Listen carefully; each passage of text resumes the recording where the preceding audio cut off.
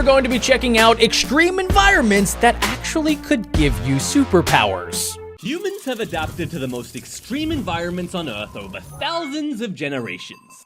And then there's you.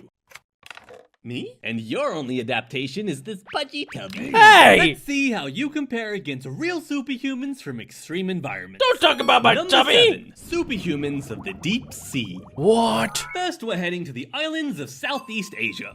And remember, the deep sea is very dangerous for regular people like you.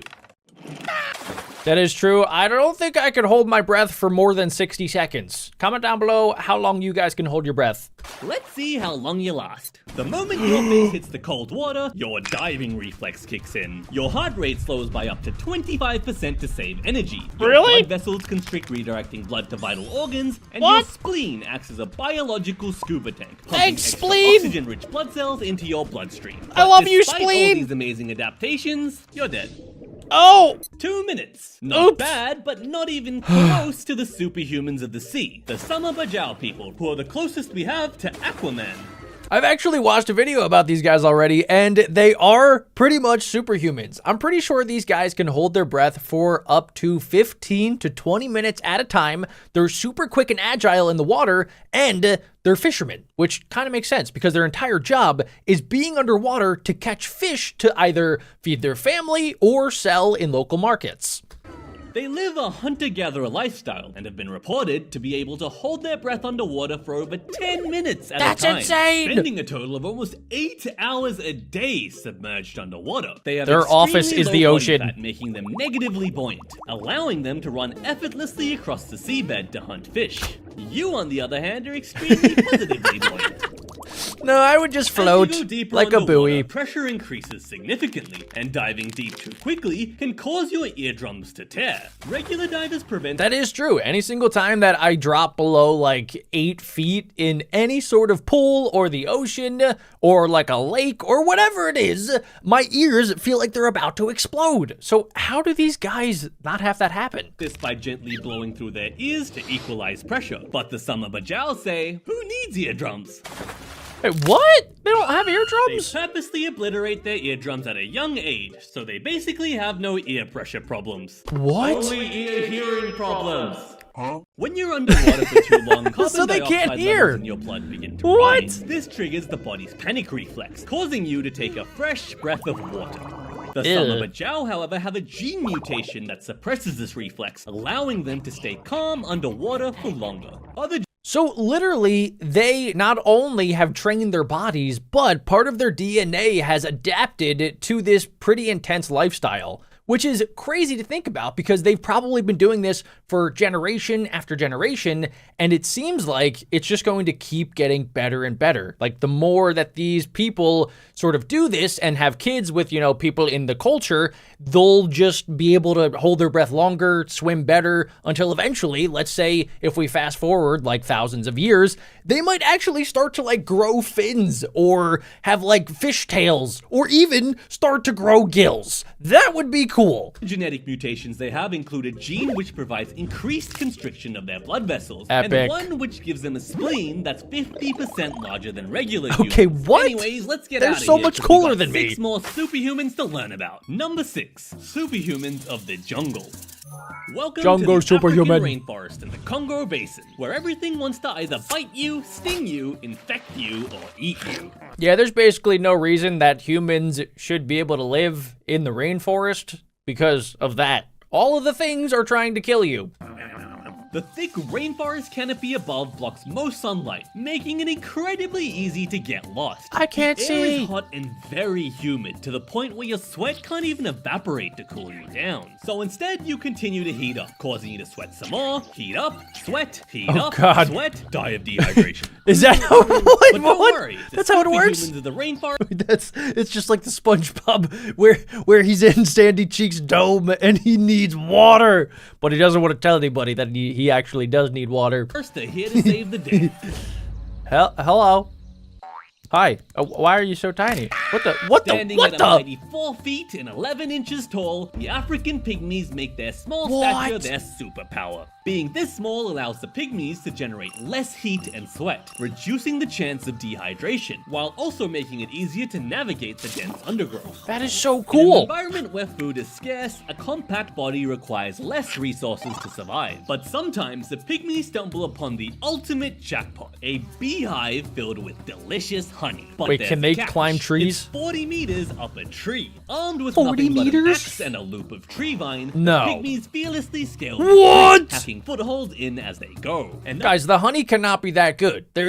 Seriously, I've had honey. There is nothing in my mind that makes me want to do this. Even though honey is good, it's not let's climb a 40-meter tree good.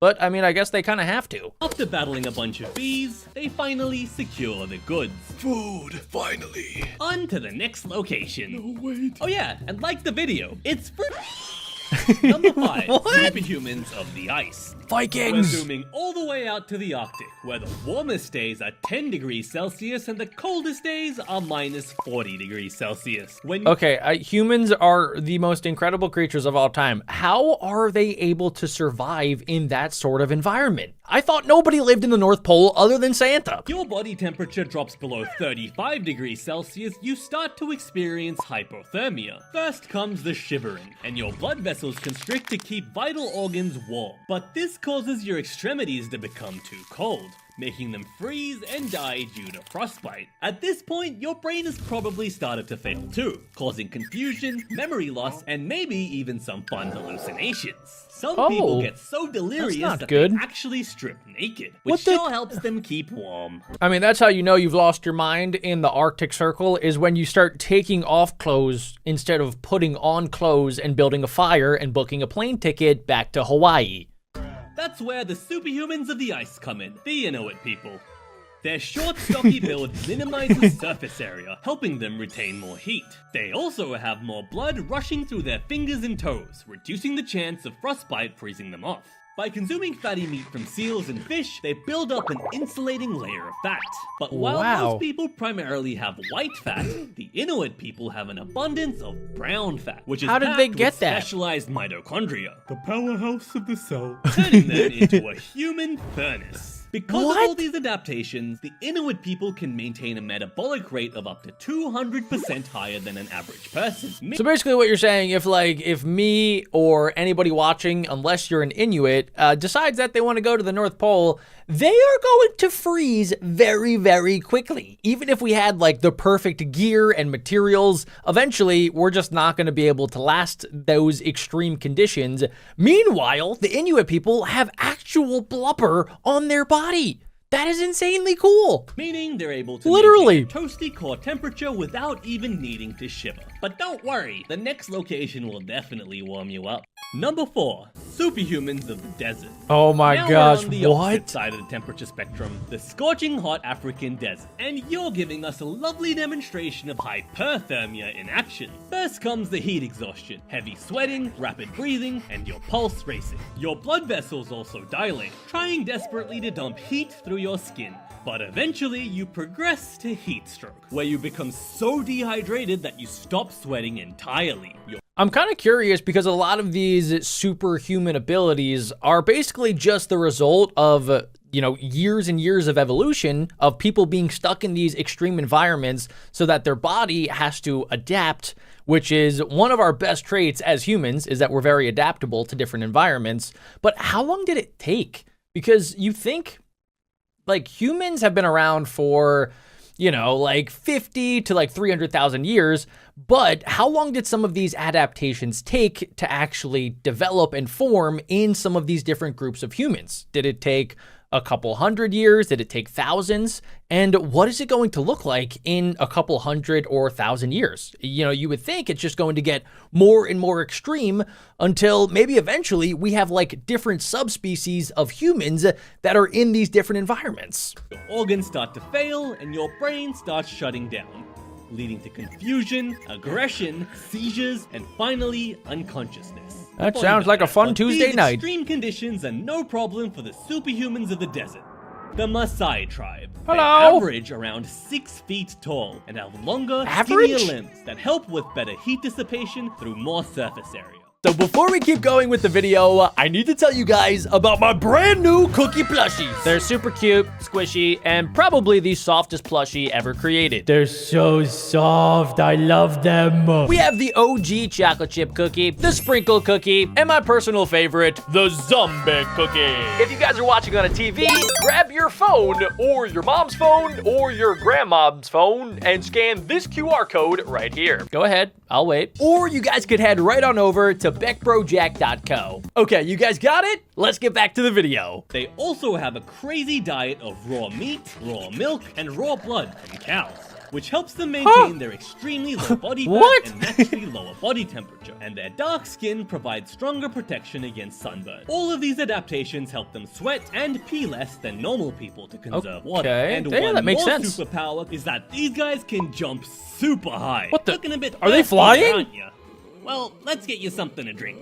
Number 3, superhumans of poison. Okay, Next, we what find are ourselves we in the talking Andes about? Mountains at Uru Lake in Bolivia, which is Okay, I kind of want to guess this one, but I honestly don't know. What would the superhuman of poison be? My first thought is that there's a group of people that, you know, in order to survive in this certain area, they have to eat things that are just naturally poisonous, like poison berries or poison roots or stuff like that, where most people would get sick and maybe die from some of that sort of stuff. Or maybe it's even like the animals are poisonous. There's like poisonous snakes or poisonous insects that over time, their body is just more immune and has more anti-venom naturally in their body compared to you and I. That's the only two things I can think of. known for being full of toxic arsenic. Hey, what? Arsenic naturally occurs in I was so volcanic wrong. rock, but rain and mining operations release significant amounts of it into the surrounding rivers and lakes. Oh, and no. now that toxic arsenic is in you. First, That's your pretty body bad. tries to get rid of the toxins through both exits. Oh. Then comes the numbness, abdominal pain, and muscle cramps. With long-term exposure, your skin color changes, and lesions start popping up on your That skin. seems You terrible. start developing hard patches in your palms and the soles of your feet, and not to mention the increased risk of cancer, diabetes, and heart problems too. So wait, you're not going to tell me that there's a group of people that have been consuming this poison water and now they're immune? Is that possible? Why isn't she dying yet? Well, that's because over thousands of years, the Uru people have developed a genetic cheat code for poison resistance. Thousands the of years. AS3MP gene helps detoxify arsenic, allowing the Uru people to pee it out faster. So Wow. it spends less time in their body, meaning less harmful effects on their health. But rising pollution levels, frequent drying up of the lakes, and long-term exposure to arsenic have unfortunately forced many Uru people to abandon their homes in recent times. Oh, that's but terrible. I hope you're all hydrated now, because we're off to even higher mountains. Wait, where? Number 2, superhumans of the mountains. We're at Mount Everest Base Camp, 5,000 meters above sea level. Wait a second, people live on Mount Everest? I know that, like, you know, thousands of people go and they go to the top and they're like, yay, I did it. I conquered planet Earth. And then they go back down, but people live there? How do they live there? There's like no oxygen up there. Yeah, Well, see, he's I guess dying. That makes sense, because at elevations of just 2,500 meters, many people start experiencing altitude sickness. The air up here is thin, and has way less oxygen than your body is used to, which leads to headaches, dizziness, and vomiting. And in extreme cases, fluid can build up in your lungs and brain, causing I remember I was in like Colorado in Denver, which is a mile above sea level, which is a lot higher than a lot of other cities. And I remember feeling like kind of dizzy. And if I went on like a little walk, I felt out of breath a lot faster compared to where I usually live. So I can't even imagine being even higher than that. shortness of breath, severe confusion, and even death. Even being physically fit won't save you up here. Not that that's relevant in your case. Why was he but there cheeked up? have been instances where highly trained mountaineers have died from altitude sickness. The real superhumans are the ones that accompany That's why I these don't do it. mountaineers. The Sherpa. They're able Get to up, pull sir. in more oxygen than the average person due to their naturally larger lung capacity and faster breathing. A gene Kirby! mutation also allows them to use this oxygen more efficiently, giving them superior stamina. It's for these Wow. reasons that the Sherpas are a necessity for people looking to summit Mount Everest. They lead the climbs, carry heavy loads, and provide first aid, all So these guys are like legit superhumans. I know that that's entirely what the video is about, but like that is insanely cool. Imagine you're just with some dude trying to climb Mount Everest and like you're struggling to even breathe and he's like jogging up the mountain carrying all of your stuff. I would feel so embarrassed. while your sorry butt is struggling to survive. But we made it though. Wow, look at that view. Epic. That's where we're going next. Where is that space? Are we about to go into Number 1, space? Superhumans of space. I knew it. Our final destination, the International Space Station. Yeah, not many people have been in the International Space Station. I think that it's honestly under 50 people in all of humanity have ever been to the International Space Station because A, it's tiny, B, you need to be like a certain type of person in order to even survive up there in the first place, and C, when you're up there, there's such weird conditions, such as no gravity, so your body literally doesn't know what to do, and your muscles start to atrophy, which means like they just completely start to eat away at themselves. You're not using all of your body as much, so your entire body starts to like shrivel up like a raisin. In this zero-gravity environment, there's no load being placed on your body, so it says, hey, I don't really need me anymore, do I? And then it proceeds to turn your muscles to jelly and weaken your bones. Zero gravity Raisin. changes your blood distribution too, giving you a balloon head and chicken legs. Even with our fancy space station shielding, you're getting bombarded with over 50 times the radiation than on Earth. Oh, and that's because not microgravity messes up how your digestive system works, you a lot more too. Oh. Right now, there are no superhumans that have genetically adapted to life in space. But rather than waiting for natural selection to take its course over thousands of years, let's borrow from all the superhumans we've met so far. In you Yes. go. First, we'll add a Sherpa in for genes for better oxygen efficiency, and Okay. a BeckBroJack in for superior breath-holding abilities. Yeah, that would From be the pretty Maasai cool. tribe, we'll grab the genes that help conserve water, but not Okay. the height genes. Can you sit down? Yeah, we need you to Instead, be we'll tinier. Take the pygmies' compact and lightweight build. As it Tinier requires is better. less resources to sustain and also saves on rocket fuel. We can't forget the mutations from this video: the DLX3 gene for indestructible bones, and the MSTN gene for super strength and muscle preservation. And for radiation resistance, there's research which shows that extra P53 genes help to repair and protect DNA from damage. Okay. And lastly, why not throw in some plant DNA too, to allow you to create food via photosynthesis? Is that even possible? I guess this is our ideal human being with Back to all of the space. superpowers. What the Wakey, alien? wakey. E.T. Hello. Oh my lord. doing? Oh my god. I feel powerful, Doctor. Oh yeah, I didn't fix your flatulence. Thank you, Doctor. Oh my gosh. Yes, frockin' See ya farts. next time. Having superpowers in these environments is amazing, but I kind of want to know what it would be like if actual humans had actual superpowers. I wish I had those powers too. They seem really cool. The closest thing I have to a superpower is I can blink really fast. Please tell me it's cool in the comments. Extra limbs. Oh, that's a real Polymorphia is a thing? rare birth defect in which an affected individual is born with more than the usual amount of limbs. I did not need to see that. In most cases, the extra limb is usually shrunken or deformed in some way and of Oh. not much use. So you're telling me that I can't be born as 4 arms from Ben 10?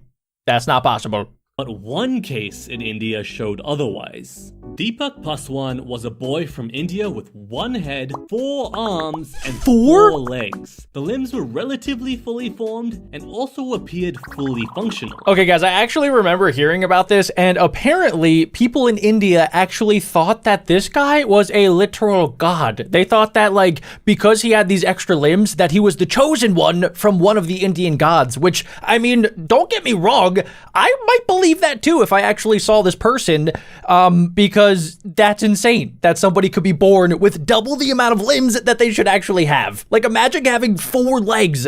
What would you even do? Would you be twice as fast? Imagine the power you would wield with 4 hands. At the foosball table. True. Undefeatable. You could 2v1 Imagine anybody. VR with 4 legs. In the Hindu religion, gods are often depicted with numerous limbs. So as news spread of the quote-unquote Octoboy, pilgrims soon... Okay, I don't know if I would want that name, Octoboy. That sounds like such a weird X-Men superhero that is not that powerful. I would want to be like Forearm sounds pretty powerful, or like Super Limbo, or Four Legs. Traveled from okay, those are bad. all over India to worship him as an incarnation of their gods. Until scientists figure out that the extra limbs were actually from a parasitic twin that hadn't developed properly in the womb and had somehow fused with him. Turns out he also didn't actually have control over the extra limbs either. They were just kinda glitching every now and then. So to improve Deepak's quality of life, the extra limbs were cut off. And ever since, he's been able to live a relatively normal life. Okay, that sounds horrible, guys. It started out amazing, where people were worshiping him, and he had these extra limbs, and he was super good at Dance Dance Revolution. But it turned south very quickly, and it turns out that he no longer has the extra limbs. So they took away his superpowers. Much to the dismay of the pilgrims. Number 6. Super memory. Hypothymistic syndrome is a condition that allows people... Why does that sound so painful? ...to remember abnormally large numbers of life experiences. Big brain. Sounds like a cheat code to life, right? You'd be the world's most famous walking encyclopedia and win millions of dollars in popular trivia game shows. That is true, guys. You would remember everything. You would remember everything from school, everything that you ever read, every random fact, every person that you ever met, which sounds like a good thing, but in reality... I don't know. It seems like it could be very, very sad as well, because you would remember not only every good thing that happened to you, but also you would remember all of the bad things. Or like, let's say you had like a really bad injury, or you went through something horrible, like losing a family member. You would remember that over and over and over again, like it just happened. And the best thing is about time is that over time, you kind of forget all of the bad things. Or at least they don't really feel like they happened that recently.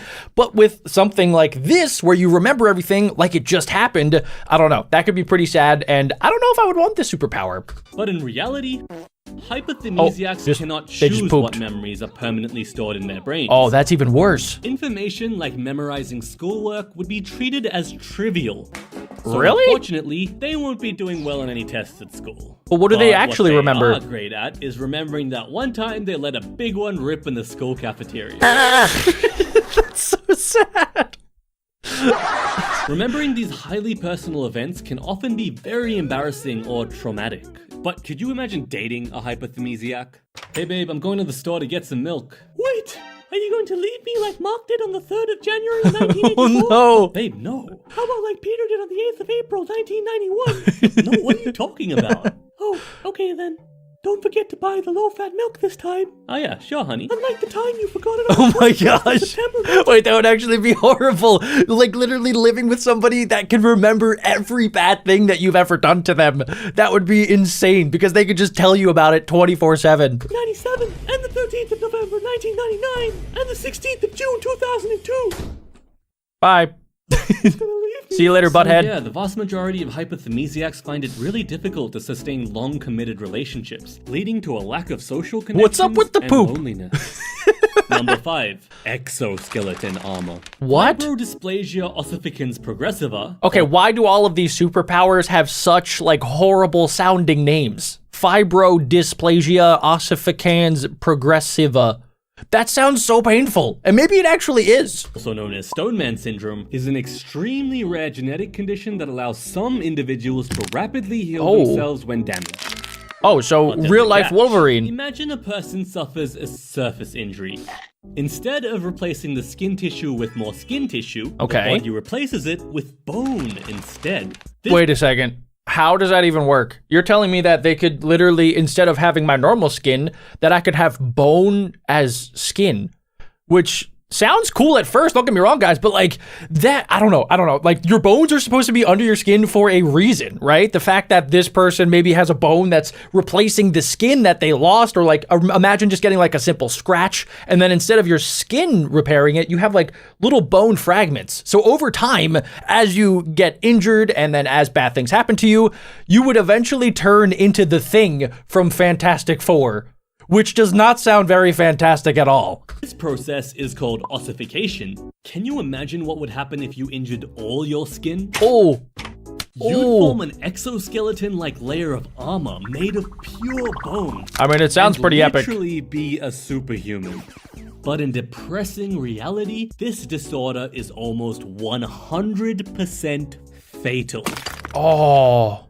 The issue is that the body ossifies all damaged tissue, which can make joints stiff and be dangerous to internal organs. See, guys, this is what I was saying, that you have your skin for a reason, and the bones are where they're at for a reason. Like, the fact that we could have bones everywhere sounds really cool, but at the same time, yeah, like this guy just said, if you even have, like, your organs injured, they're not going to repair themselves like they should. So let's say you have, like, I don't know, something hits your lung, or something injures your stomach, or if you even need surgery, like, you're not going to have normal tissue or skin replace that. It's going to be hard bone, which is not good. You injure your knee, ossified. Eee. Can't walk. You injure your eyelid, ossified. Oh my god. Any tiny injury would potentially become devastating. If you strain your voice, you could permanently lose it. Oh my gosh. If you damage your airways, bony growth would restrict your breathing.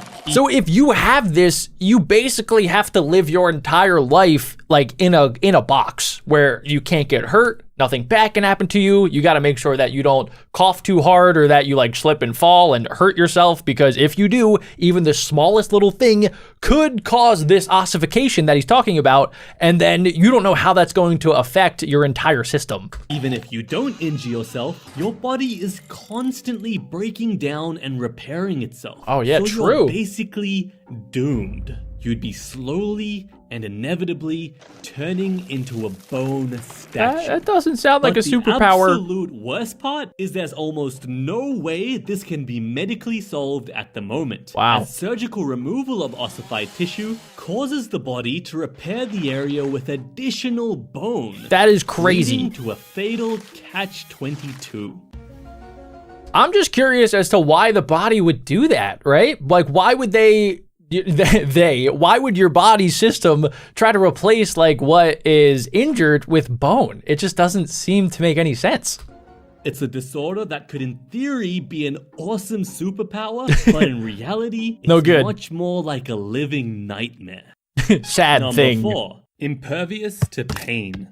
Ooh, guys, we checked this out in a previous episode, and I think a lot of you guys were commenting that this might be one of like the weirdest and worst superpowers, because on the surface, it sounds great. Like that I won't feel pain ever. Obviously, nobody likes to feel pain, but pain is actually super useful just for daily events. You make sure that you don't touch something that's hot, because then you pull away from it because it hurt. Or if like something sharp, you know, ooh, I probably shouldn't touch that. And it's your body's way of letting you know that that is like a dangerous thing that could potentially kill you or seriously harm you. So pain, even though it kind of sucks, is kind of a good thing. Congenital insensitivity to pain, or CIP, is a rare condition where an individual cannot feel pain. Oh! Dude, are you okay? Huh? What do you mean?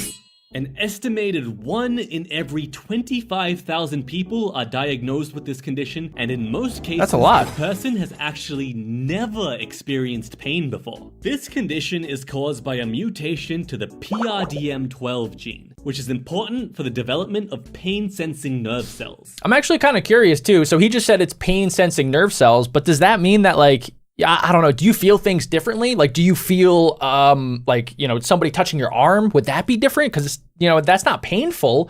But at the same time, like if you can't feel pain, are there other things that you can't feel as well? Which if that's the case, that would also kind of stink. Affected individuals have been recorded to register touch, but the pain circuitry is completely cut off. Oh, okay. So that answers my question. CIP individuals are still susceptible to emotional pain. Physical and emotional pain sad. are both processed by the same part of your brain, so this was surprising to me. But it's more of an issue with the physical sensory input as opposed to pain processing in the brain. This would be a pretty neat power to have for a super soldier though. Someone you could just throw into the middle of the battlefield who doesn't care if they get shot. There's actually a village in northern Sweden called Vitangi, where there's an abnormally high frequency of individuals with CIP. We might need to watch out for them in the near future. Okay, that kind of makes sense to me. Somebody that doesn't really feel pain, or maybe some people also have like a mild form of CIP where they don't feel pain as badly as other people, so they would make really good super soldiers. In reality, this condition is extremely dangerous to the affected individual because pain is vital for survival. Individuals with CIP often die during childhood because fatal injuries just go unnoticed. It is tragically very common for people to burn to death without even knowing. Wow. No. Okay, that part is insane. The fact that a young kid might not realize that they are on fire or that fire is even bad. So out of everything that we've seen today, that is probably the worst. For 3, indestructible bones. Okay, this one I could get behind. Trichodento-osseous syndrome is a rare condition affecting no more than a couple thousand people worldwide. It leads to people having bones that are so dense that they've been known to break baseball bats and even withstand car crashes.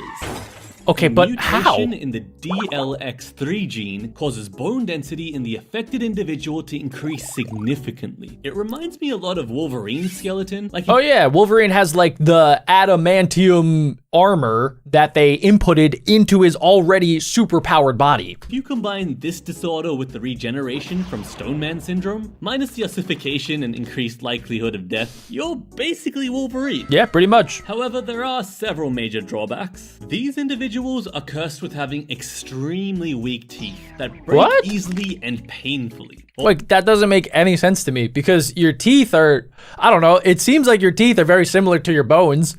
So why would your teeth be not as strong when your bones are like basically titanium steel? That doesn't make any sense. End up falling out completely in some cases. What? They have brittle nails and dry, curly, and flaky hair as well. Okay, so whatever this mutation is, it's affecting the keratin in your body because that's what your nails are made of, that's what your teeth are made out of, and I believe that's also what your hair is made out of, which is kind of crazy that your fingernails and your hair are made out of the same stuff. Research into TDO is prevalent right now, as it may hold the key to curing osteoporosis, which is the gradual weakening of skeletal structures many people develop in their old age. This would make a huge difference in improving their quality of life, as breaking bones from bad falls is incredibly common for elderly and in many cases life-threatening. Oh, R.I.P. Number 2, super strength. This is an actual disorder? Myostatin-related muscle hypertrophy is a rare condition that literally gives you super strength. I thought he was going to talk about gigantism, which is the disorder where people literally do not stop growing. And the bigger you are, usually the stronger you also are. Affected individuals have over twice the usual muscle mass of an average human. And they also have increased muscular strength, all without going to the gym or lifting weights to maintain. It's Dwayne "The Rock" Johnson. And just being jacked. I'm in. Sign me up. This condition is caused by a mutation in the MSTN gene, which is usually responsible for limiting muscle growth to prevent us from growing too large. But in these super strength individuals, it doesn't work as a limiter. A real-life case of this is Liam Hoekstra from the United States. Doctors recorded that he had prominent muscle development in his legs as an infant. Like, bro came out of the womb jacked. Yeah, he never skipped leg day in there. Bro could do a pull-up at 8 months old, had a six-pack when he was just 3 years old, and could lift 3-kilogram dumbbells with his arms fully extended at just 3 years old as well. Okay, guys, I mean, right now, this sounds incredibly cool, but I'm just waiting for the drawback. There has to be something bad about this. Well, do you understand how crazy that is? Bro probably only weighed 3 kgs at the time. To add icing on the cake, there are no known medical complications to this condition. What? All those benefits and not a single drawback has been found. Are you kidding me? That is just plain unfair. Okay, that is the definition of a superpower. Everything else in this video, kinda super lame because there's bad stuff that happens. Meanwhile, this 3-month-old baby is doing backflips and push-ups like it's nothing. And that's why it gets the number 2 spot on this list. Number 1, fearlessness. That's a thing?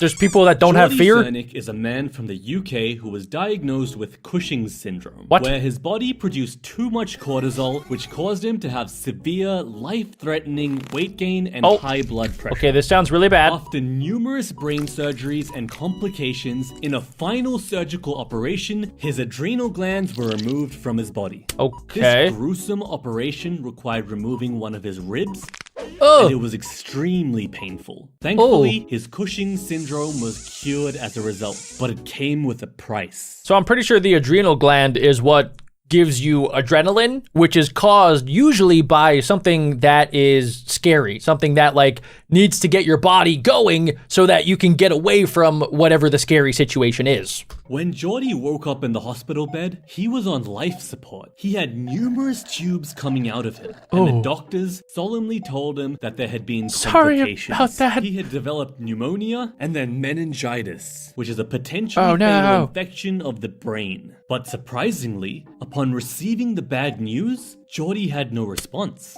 He didn't feel anything. Among the many functions of the adrenal glands, one of them is influencing your body's stress response, also known as fight or flight, namely through the hormone adrenaline. Turns out, due to the removal of his adrenal glands, the part of Geordie's brain that controlled fear had been turned off. So now he lives a life of zero fear. Can you imagine that? Not feeling the nervous pit in your stomach before an important test? Or not feeling shy and flustered when asking a girl out? Not having... Well, honestly, guys, okay, me thinking about this right now, fear is one thing, right? But having confidence is a different thing. So it seems like he's kind of in the middle, where I guess maybe he could be confident, but like, it seems like he might just be neutral 24/7. Like, he's not scared, but he's also not like super excited anymore because he can't have the adrenaline in his body. So it kind of seemed good, but also kind of bad. Having a second thought when taking a risk? You'd be an absolute Giga Chad, especially when cases of anxiety and paranoia are increasing in our society right now. That is true. Fearlessness would drastically change the course of your life. But just like many of the other disorders on this list, there's a catch. Fear is a fundamental survival instinct. That is true. The absence of it could be very dangerous. This is kind of like the people from earlier that can't feel pain. Pain is something that over time we've gotten because it keeps us alive. Same thing with fear. Fear is like, let's say you are a caveman in a cave and a bear is coming. You're gonna get scared. If you're not scared of the bear, you're dead. But even worse than that, Geordie lost something much more important after his ribs? surgery. He lost the ability to feel excited. See, that's what I was saying. Suspense. I'm and big in some brain. cases, even joy. Yeah, that's pretty It took away sad. his ability to experience life. But what do I know? I'm just a dumb dog. So honestly, that should not be number one. That seems like honestly the worst thing on the list. But I have been seeing a lot of things about cyborgs and how they can give just normal humans like me upgraded superpowers. So what if humans could actually become cyborgs? Let's see what it would look like. How you can become a real cyborg right now. Yes. Step 1, have a body made of flesh and blood. Say what Step now? 2, put the body through Terrible accident. Wait, I don't know if I want to sign up for this actually. 3, get smart engineers to experiment on you for research. I'm starting to rethink this but idea. You're still stuck on step 2 right now. So how about we take a look at some real-life examples of cybernetic upgrades you can get? Yeah, it looks awesome. Great. We've got sense augmentation, Okay. telepathic communication, Pretty cool. and finally, bionic limb Yo. modification. Let's start at Okay, the top. I'll take that. Bionic eyes. That's a real thing. In 1978, engineer William Dobell tried to create artificial vision. Smart man, big He brain. found that when you electrically stimulate the visual cortex, a splotch of light called a phosphene is perceived. Okay, guys, I just need to back up for 2 seconds here. I just, like, scientists like this kind of scare me a little bit because how did he figure this out? He obviously had to do a lot of experimentation on actual human brains, which is kind of how we have all science today and biology. So, I mean, I get that you have to do it, but at the same time, you know, this guy's kind of crazy for figuring that out. He then stabbed a bunch of little electrodes in and mapped video camera footage to them, creating a dot matrix of phosphenes. So now someone wearing the device could see the outline of shapes. Okay, big One brain. of his blind patients even regained enough vision to drive a car. Wait, really? I can finally see now. His work was showing signs of truly helping people. And then he So I wonder if that's what they actually see. Like, they can't really see colors or they can't really see too many shapes, but they can see little dots in the form of shapes, which I guess is kind of what you would need to just make out objects in the world. So, I mean, if it's either you're blind or you get this, I would rather have this. He died. And everyone realized he that died? he barely documented anything. All that research straight down the toilet. Seriously, But since bro? then, there have been many advances in bionic eye technology. Devices like the Argus 2 now allow you to read large text. Interesting. There you go. You got Imagine if it. You could record and replay memories, or you could even stream other people's camera feeds and relive them for yourself. Wait, did he just say that you could relive memories? That's an actual thing? I have never heard of that before. Comment down below if you have, but that seems like something out of, I don't know, like some sort of futuristic movie. Hold up, ladies and gentlemen. Did you guys get your cookie plushie yet? Because if you guys didn't check them out yet, make sure you guys scan this QR code right here. Or you guys can head over to BeckBroJack.co. You guys are definitely gonna wanna go quick because my brother Dirt Boy already bought 300 of them from the last time that I saw you. So if you guys want one, you should go get one. Back to the video. Maybe you could even zoom in. Wait. Enhance. Oh, no, One day, no. I could even Cursed. hack into your eyes and play doggo videos directly into your brain. Well, anyways, congratulations on your new bionic eyes. But did you know people nowadays are experimenting with non-human senses as well? Huh? Like what? Magnetic sense. This one's a weird modification, but you need all the help you can get, my friend. So you get a professional to cut But, yeah, your finger open and stick a itty bitty magnet inside. Okay, guys, this is where they start to lose me because I know that there are the cyborg superpower augmentations that you could technically add, but it, you know, you gotta kind of like cut open parts of your body, and that's where I might have to draw the line. I don't know if I'm willing to commit to that because that sounds a little scary. And also for some of these things, you can't really reverse it, I don't think. Like once it's there, it would be weird to go back to the way that you used to be because you'll kind of get used to having this upgrade. Now it wiggles whenever you're near a magnetic field. Seems a bit gimmicky, Is that but it useful? could be useful for an electrician. You could Oh, okay, sense yeah. the shape and intensity of magnetic fields and even distinguish between AC and DC voltages. So this would be good for somebody that's like working around electricity and different magnetic fields all day, but you can't turn into Magneto. I wouldn't be able to actually control magnets with my big brain. So I don't think I would want this upgrade. But there would be so many disadvantages. Like, how would you get an MRI done? Have you seen how strong their magnets are? True. So we need to scan you for cancer. No. Sir? Nope. Sorry. Or even worse, it just rips out of your skin. You couldn't get past airport security either. But at least you True. can pick up paper clips with your finger. But your implant would demagnetize over time. So eventually you're just left with a piece of trash. And a demagnetized magnet. I actually did not know that magnets lose power over time. So I guess I did learn something today. Looks good on you though. Just don't get too close to that machine. Oh, and he's dead. Neil Harbison was born with a rare form of complete colorblindness, and at the age of 22, he turned into the world's first Pikmin. Say what He now? has a cyborg antenna implanted into his skull, with a camera on one end and a sound vibration implant on the other. Now, he can What? hear colors through audible vibrations based on what the camera is. Did he just say that he could hear colors? Okay, that's kind of cool, don't get me wrong. But at the same time, I feel like that's completely different than like how most people see color. Obviously, we could see that red is red, orange is orange, yellow is yellow. But for somebody that's colorblind, it kind of just all looks very gray and there's no actual like sensation of color. But at the same time, that's not the worst thing in the world. But this person decided that they would hack into their brain and they could understand color through vibrations. Which is kind of strange. It kind of reminds me of like Toph from Avatar The Last Airbender, who can feel the vibrations in the ground, but instead of feeling people, she could just feel the colors. I guess that's a superpower? That's a really weird X-Men superpower. Like imagine you were at X-Men University and somebody was like, I can hear the colors.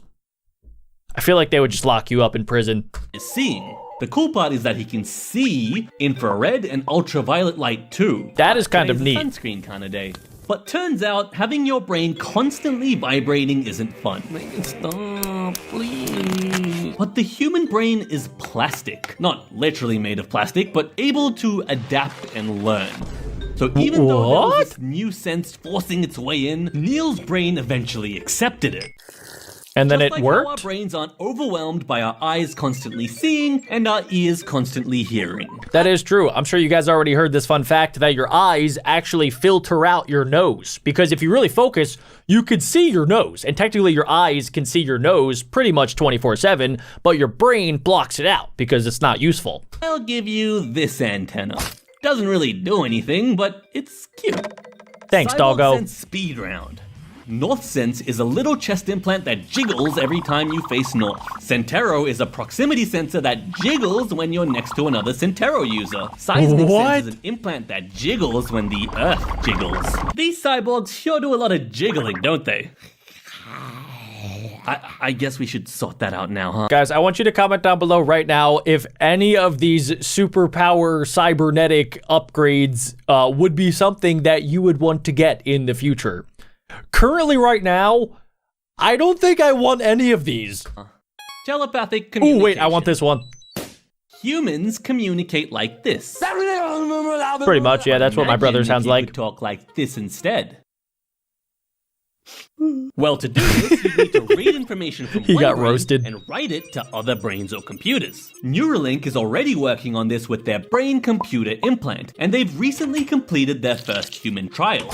The patient was paralyzed from the shoulders down after an accident, and You see, that's where a lot of these cyborg upgrades make a lot of sense to me. For somebody that maybe has lost their senses, or somebody that was born without one of their senses, like somebody that was born blind or deaf, or that can't use, some or all of their limbs, having some sort of cyborg upgrade that can reconnect to parts of your brain or your body that aren't working like they should be, that part's cool. That is epic to give, basically somebody that doesn't have what me and you have, or at least I'm assuming that you have access to these senses.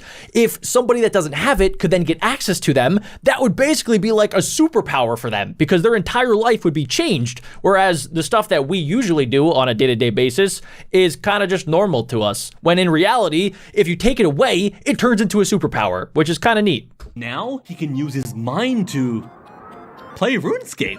The Epic. chip has a bunch of electrode threads which can read different signals from your brain. Their software then maps these signals to cursor movements on a screen. And you could use this technology to map a brain to any computer interface, like a Jaeger.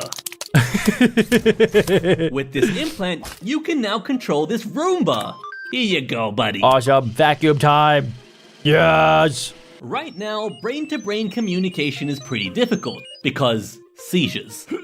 But Oh. a simpler option would be to read a message Kind of curious. How did they learn that? Did somebody get a seizure? from one brain and use a computer to transmit it to an ear implant. You could basically have your own private radio channels in your head. Reading information from brains could be a bit scary, though. I don't want people to know my intrusive thoughts. Neil the Pikmin... I know this isn't exactly what we're talking about here, but it would be so cool if there was some sort of Neuralink brain device that you could wear, pretty much 24/7, but ideally you could wear it only at night when you're dreaming, and then it would be able to show you a movie of what you dreamed about, and that would actually be kind of scary because sometimes I have nightmares, but that would be kind of cool. And I think I would use that. But also, too, I don't think I would show anybody what I dreamed of. But it would be cool to see. His jiggly cyborg buddy achieved a different form of cyborg communication with Bluetooth. And I mean a literal Bluetooth. When they were in what? close range, they could communicate in Morse code by Oh, tapping their teeth. What happens when they're eating, though? Imagine you go up to somebody and literally there's just two people and they're just like this. Not saying any words whatsoever. They're just... I don't know if that's a superpower. That's kind of weird. How could you say that? Anyways, that's communication sorted. Wait, where'd he go? Oh, he's trying to I vacuum. guess it's time to get you some real legs now. Bionic limbs. At the age of 17, rock climber Hugh Herr had both his legs amputated Oh, due to no. frostbite. Doctors told him he would never climb again, but instead of giving up, he turned his clunky prosthetic legs into ones that could outperform real human limbs. Spiked feet for climbing vertical ice walls. Okay, that's just Extendable awesome. legs for reaching far footholds, and narrow-tipped feet that could slip into cracks way too thin for regular feet. His legs also didn't get tired while climbing anymore, because he didn't have any. Now, he finds himself as the director of biomechatronics at MIT. Okay, that is like the coolest origin story I have ever heard of. This guy literally lost both of his legs, and instead of being like, I guess I'll just use the normal prosthetic legs, he decided that he was gonna turn into Iron Man, pretty much. He turned into Tony Stark and then started developing even better legs. This guy is the best. He is literally the best person ever. Where he designed special brain-controlled bionic legs. Now that's cool. Constantly adjust the stiffness of his joints to mimic how humans naturally walk. Like, look at how smoothly he moves. He hopes to end disability in humans one day, but there's a few major problems to solve first. One is that it's really hard to interface with human skin. It's hairy, oily, sweaty, and it chafes and cuts easily. That is true. I have watched a few videos about like bionic limbs, and supposedly it is very difficult to get your body to accept the new robot piece that you want to be accepted by the body. So for example, like prosthetic arms or prosthetic legs or prosthetic anything really, even like fingers, it's like practically impossible to link everything together with your actual like muscles and tendons and like the little microscopic connections that happen. It's so difficult to get your body to accept a robot, since most of your body like doesn't want anything that's foreign in your body, which, sounds weird, but that's just how it is. Your body's like, ooh, that's not supposed to be there. And then it'll try its best to get rid of it. So it's going to be interesting in the future to see how people counteract that so that our bodies accept like pretty much robots into our internal system. You can't just duct tape a prosthetic on and call it a day. Hugh's research is developing synthetic skin to tackle this problem. It can change its shape and stiffness under electrostatic forces. Kinda like how the glider cape from the Dark Knight turns floppy to stiff when you run a current through it. So the synthetic skin is soft and stretchy on your squishy parts and stiffer where there's solid bone surface underneath. Sounds pretty comfy. But a gross problem that's often overlooked is sweat. Since prosthetics basically surround amputated limbs like a shoe, sweat doesn't evaporate. So some sports prosthetics include drain holes. Say what? Interfacing option I never thought about that. Integration, which involves implanting titanium directly into the bone, and then you can swap out whatever attachment you want. But the biggest problem is that bionic limbs don't really feel like they're a part of you. Humans have a sense called proprioception, which is basically your body's spatial awareness. For example, if you close your eyes, you're still able to touch the tip of your nose with your finger. The same can't be said for bionic limbs just yet. But research is currently being done to solve this, and soon you could pick any bionic limb you want, and it would feel like a part of you. Okay, guys, comment down below what bionic limb or what bionic attachment would you want to have? I personally think that it would be so cool if I could have like Doc Ock's giant tentacle robot arms, and then you could climb anything. You could climb buildings. They could even like maybe have the ends rotate really fast, and then you could turn into a drone that flies. The possibilities are endless. Bionic limb speed round. Jason Barnes is a drummer with a bionic arm attachment with 2 drumsticks. Okay, that's allowing epic. Him to play rhythms no other human can play. Jesse Sullivan is one of the world's first cyborgs who had a bionic arm that could be controlled through nerve grafts in his chest. That is insanely cool. In his finger. Okay, that doesn't make any sense. That man better have like a bajillion Bitcoin on there, because if not, why would you ever do that? Called Psionic that makes prosthetic arms that can punch through things. And now, with a few little adjustments, all finished. Oh, yo. Oh, God. Ah, you're welcome. Oh, yeah, he's communicating with the Bluetooth. I think he maybe turned into a supervillain. Hi. Have you wondered what it's like to fight the deadliest beetles in the world? Not like that. Well, let's find out. Challenger 1. Rhinoceros beetles. Oh my goodness. This beetle is the longest beetle in the world. Grow growing up to 7 inches thanks to their massive horns. Oh, They okay. intimidate their rivals and predators by making a hissing noise. But there's no way that's working on you, right? It I guess might. I was wrong. Flames is a I get great scared choice. pretty easily. Hercules beetle's actually quite slow on land, as its giant horn makes it difficult to move around. Okay, guys, I would like to think, and I want you guys to also comment down below what you think about your own strength and capabilities when it comes to fighting these beetles, but I personally think that I could probably beat a rhinoceros beetle. I like to think of it like it's a giant, like a giant lard that can't really move around that fast, because it's a giant bug, and it's going to be kind of confused, A, about why it's so big, and B, it's going to be super slow with its movements because it's so big and it's going to be super stiff. So what I'm thinking I could do is probably run around it, since I'll be fast and tiny and agile, and then I can jump up onto its back and then stab it with my sword in order to win.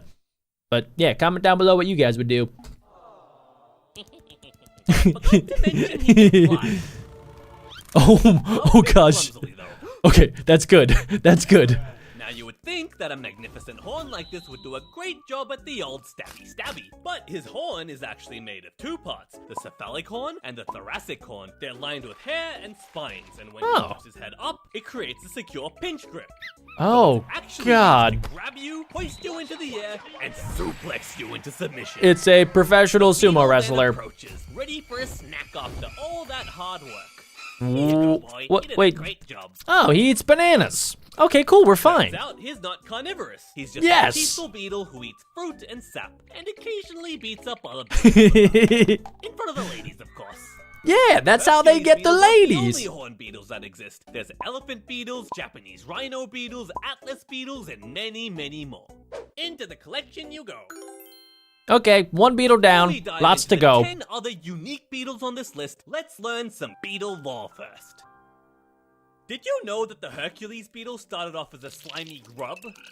Oh yeah, a Beetle's life larvae. cycle has 4 main stages. First, all beetles start off as an egg, which are usually laid near a suitable food source. Second, when the egg hatches, a larva emerges and gets to snacking right away. And not all of neat. them behave the same. The Hercules beetle larva feeds on rotting wood and leaves, but some other larvae are vicious, carnivorous predators. Excuse me? We'll get to Yo! them later. The main goal of the larva is to get as fat as possible, to store enough nutrients and energy for the 3rd stage in the cycle, the pupa stage. I'm pretty sure that the Hercules, aka the rhinoceros beetle, has the longest pupa stage of all of the different beetles. And it's in its larva for 2 to 3 years, and then it could be in its pupa stage for even longer. Fat grubber burrows into the soil to form a pupal chamber, where it breaks down and completely reorganizes its body, developing structures like stronger legs, wings, and a harder exoskeleton. And in Wow. the 4th and final stage, the fully formed adult beetle breaks out of its pupal case, ready to take on the world. Pokemon evolution at its Amazing. finest. Dame un plátano, pero Excuse me? What? Did you understand that? Challenger 2.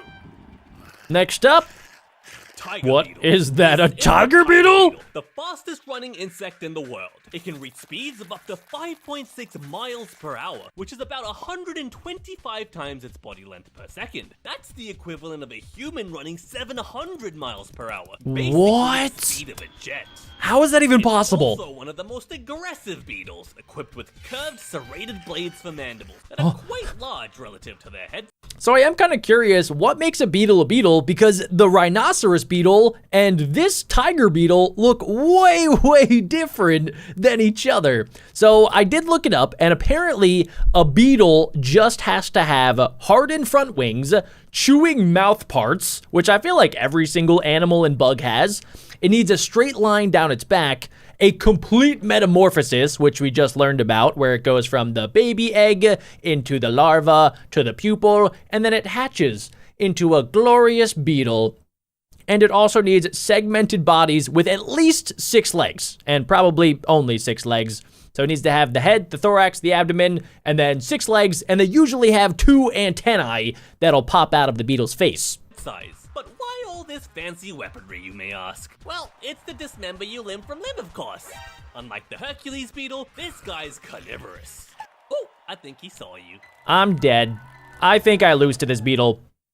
Oh, is that a Breath of the Wild sound effect? Unfortunately, it looks like you might have a chance of survival. Wait, Turns why? out What the happened? Tiger beetle moves too fast for its own brain. There's What? not enough time to process visual inputs. Are you so kidding they me? temporarily go blind mid-sprint. Oh, he's back now. Imagine you did that as a human. Imagine after you went on like a full-out sprint, you just had to stay there to buffer. That actually is kind of how I operate. Whenever I fully sprint, I do need a couple seconds to catch my breath and buffer. So I kind of understand this beetle. Oh, we're back again. Apart from their visual processing speed, they're terrible with sharp turns. Oh. Looks like you've gotten away. Wait, I might be able to actually... Oh, Say hello Oh, to God. the tiger beetle lava, and they're just What? as violent as the adults. Their tactic is to burrow into the ground and wait patiently, and when prey like you stumbles along, they lurch out with lightning speed and grab you with their powerful pincers. okay, this is insane how the larva version of this beetle is way different than the actual full-sized adult version. I wonder if this is actually where Pokemon evolutions came from, because it's weirdly similar. Pulling you inside. The lava has a hump with curved hooks that allows it to anchor itself in Ew. the tunnel. So there's I do no not way for like you that. To struggle out once it's latched That is on. so And all the creepy. while it's using its mandibles to dismember you and eat you. Oh my gosh, that's terrible. I like it. Challenge I think it's kind of cool. What is that? Was that flames? toxic beetles. Toxic Next up, beetle. we have the second coolest beetle on this list, the Bombardier beetle. And inside its juicy booty is a toxic chemical weapons factory. Oh no, There are of course two it is. reservoirs inside the beetle's abdomen, one filled with hydroquinone and the other Ew. with hydrogen peroxide. When That threatened, sounds the disgusting. beetle squeezes these reservoirs, mixing the chemicals together in a chamber with a bunch of enzymes. The result is a violent exothermic reaction that Okay, beetles are maybe my new favorite bug of all time. The fact that it has a laboratory inside of its butt is incredibly cool. heats up to the boiling point of water and builds up a lot of pressure too. The beetle Seriously? releases this as a hot, noxious spray that can severely wound or even kill enemies. It has But you might toxic be pee. wondering, why doesn't this explosive beetle butt chemistry make him go? Well, a one-way valve prevents the pressure from going back into the beetle, ensuring smart. that it can only leave through one exit, the Bombardier beetle's butt turret. The weapon is more like a Gatling gun than a flamethrower, and each spray is made up of a series of many rapid pulses per second. This Ew. helps the beetle avoid overheating and damaging it. What? And unfortunately for you, it stores enough chemicals to repeat this pulsing spray for up to 20 times in a single fight. The So I'm gonna say it's safe to say that I would probably die to this beetle and basically my entire body would get toxicified. beetle's butt turret also has a 270-degree range of motion. That is meaning insane. It can protect itself from most angles. And if the boiling temperature wasn't unfair enough, one of the products of the reaction is benzoquinone, which is an irritant with a strong, stinky smell. So now you're in physical pain, the burns, and emotional pain because nobody wants to be around you.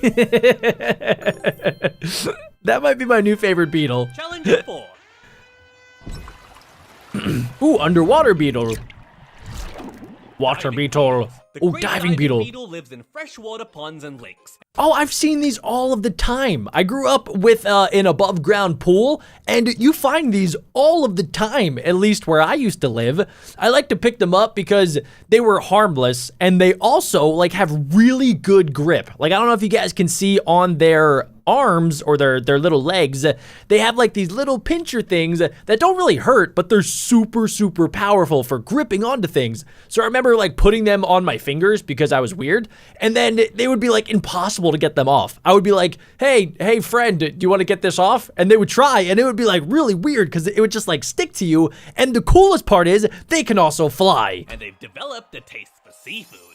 Oh, come on, man. They can stay underwater for over 30 minutes using a bubble of air they've trapped under their wing covers as a scuba tank. Ah, And that's once it's genius. depleted, they stick their butt out of the water to replenish it. The beetles are quite agile, thanks to their They breathe through their paddle-like hind butt. legs, which are lined with long hairs to generate more thrust underwater. They use this speed to chase down prey like small fish and tadpoles. Then with their strong forelimbs and mandibles, they grab and tear them apart, all while Whoa. spewing digestive juices. Wait a second, so are you trying to tell me that this beetle, when it grabbed onto my finger, thought that I was a fish and it was technically trying to eat me? I don't remember that happening. Ooh, you got bottom. Ew, that's smelly. As a defense mechanism, the beetle secretes foul-smelling chemicals. This could cause larger fish to puke them out, or even paralyze them. You've escaped this time. But you're not safe yet, because diving beetle larvae are even more of a No! Why are they so crazy? Aggressive hunters, capable of overpowering prey much larger than them, even other adult diving beetles. Once they've pierced their prey, digestive juices are injected through a tube in the mandible, and the liquefied nutrient soup is slept up. This vicious behavior grants them the very cool nickname of water tiger. So guys, I do have a question for maybe some of you bug experts in the comments section. Can you comment on why sometimes the beetle larvae are bigger than the actual full adult beetle? Is it because they need like more energy, and in order to go from the larvae to the pupal to the adult stage, they need like a bunch of stored up calories in order to go through the metamorphosis? Is that why? Because it's kind of crazy to me that they wouldn't just stay in the larva stage, because it looks like they're bigger, they're more powerful, they're better at hunting than when they're in their full adult beetle stage. Challenge of 5. Indestructible beetles. What are those? Diabolical ironclad beetle. Oh my gosh. Ironclad because it's covered in almost indestructible armor, and diabolical because the guy who named it must have stubbed his toe on one. This is diabolical. The beetle can take a crushing force of 39,000 times its own body weight. Are you kidding me? Being stepped on by 500 African elephants. And yes, how can it withstand that? being run over by a car. The diabolical ironclad beetle has sacrificed flight, and instead, its wing covers are permanently fused together to form an impenetrable exoskeleton. I kind of feel like that's worth it, especially because some beetles are not good at flying. So if I could trade flight for becoming indestructible, and I won't have to worry about getting stepped on or even eaten, then I would totally do that. It's made up of multiple layers of tough chitin, interlocked in a jigsaw-like pattern that allows them to flex and absorb high impacts efficiently. Ironclad beetles can also live up to 8 years, which is way longer than the typical lifespan of most beetles. I mean, they live up to their name as being indestructible, even to Father Time. Basically dumped all of their stat points into defense and HP, the ultimate tank build. So I guess you're not winning this fight. But you're in luck, because this guy ain't winning either. Despite its evil-sounding name, the diabolical ironclad beetle is actually quite docile, and it plays dead whenever it gets threatened. Why don't we call it a draw for now? Although, it's probably playing dead right now for another reason. Yeah, I think that I would probably also draw against that beetle. Even right now. Like, if I tried to fight that beetle, and I am full size, and that beetle is like the size of my thumb, I can't produce more power than a car running over this thing. So even now, in my normal size, it would still be a draw, which is kind of embarrassing for me. Also, what's going on with that duck? If you're that was weird. The video so far, it would help me a lot if you could hit the like button. Thank you. Goodbye. I did. Don't worry. I got you, dumb doggo. Challenge 6. Dung beetles. Dung beetle! Stinky little bugs covered in poop all day. I do. You're right, but don't underestimate them, because they're actually one of the strongest creatures relative to their size. I heard a fact about dung beetles that I will never forget, and it is that they can roll dung balls 50 times their weight. They can roll a giant ball of turd 50 times their body weight. How crazy is that? Being able to pull 1,141 times their own body weight. That's like you being able to pull a fully loaded Boeing 737 by yourself. Yeah, bugs are built different, especially beetles. Have a super sensitive sense of smell, which is great for finding new piles of poop. Their whole world revolves around it. They eat poop, live in poop, and raise their stinky little lava babies in poop. Different species show different behaviors. Rollers roll the dung ball to a safe spot, bury it. Tunnelers burrow into the dung piles and live in the tunnels underneath, and dwellers literally just live in the dung pile. Isn't it incredibly cool how on this entire planet there's so many different types of animals and creatures and bugs and there's mushrooms and different things and bacterias, and we all live together harmoniously, except when people are doing bad stuff to the environment. But other than that, all of the animals live together in harmony, and then you got this thing. You got a beetle that eats, lives, and breathes poop. Like, how amazing is that? Once a roller has captured a ball, they can't be stopped. Literally, the beetle rolls its ball in a straight line no matter the obstacles. Wait a If it gets second. knocked off course, it gets up on its little poop perch and uses the sun, the moon, or light from the Milky Way galaxy to reorient itself. Okay, that is incredibly cool. It is an astronomer. It's Sisyphus Dung as beetles an usually astronomer. aren't very aggressive, but they get serious once you threaten to steal their poop ball. It's like I a don't game of think I King of want the to. Hill, where the beetle stands on its ball and defends it against the other It's my poop! Back up! Unfortunately, the dung beetle's love of poop is also their greatest weakness. Their Wait, why? predator, the burrowing owl, purposely collects poop from other animals No. and places it around their burrows as bait. Are you kidding me? For an all-you-can-eat beetle. That just goes into my point of how amazing planet Earth is. Not only is there the dung beetle that lives, eats, and breathes poop, there is an owl that learned this and then picks up the poop, puts it near its house, and then just waits for the beetles to come. Buffet. Insane. I could probably beat it in a fight, though. All I gotta do is just set a trap with some poop. What is that? Okay, that is too Giant big. beetles. Nah, I'm Titan good. beetle is the biggest beetle in the world. Whoa! Don't look at that guy. His horn doesn't count. Anyways, Titan beetles can grow up to 6.5 inches long. And Okay, their that's large too big for a mandibles beetle. produce enough force to stab Nah. a pencil in half. That beetle is gonna Of course, beat me they up. have no problem cutting into human flesh too. Well, why? These Why guys is that? eat to get this big? Well, actually, nothing. Adult Titan beetles don't eat. In fact, they don't What? even have digestive enzymes. Wait, what? It's speculated that as larvae, they store enough energy to last their entire adult stage of life.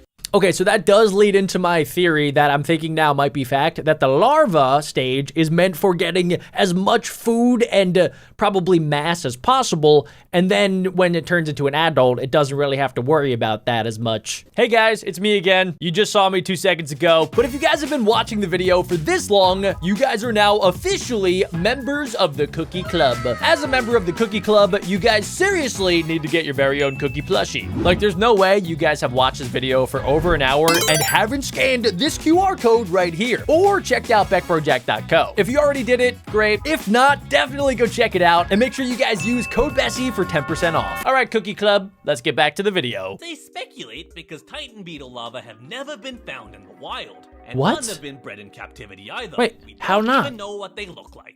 Adult Titan beetles only live I don't for wanna a few know. weeks before they burn through all their energy supplies. So to beat these guys in a fight, all you have to do is evade them until they Oh. eventually flop over and die. Okay, maybe I could do that then. I won. Okay, I'll beat it won. by way of running.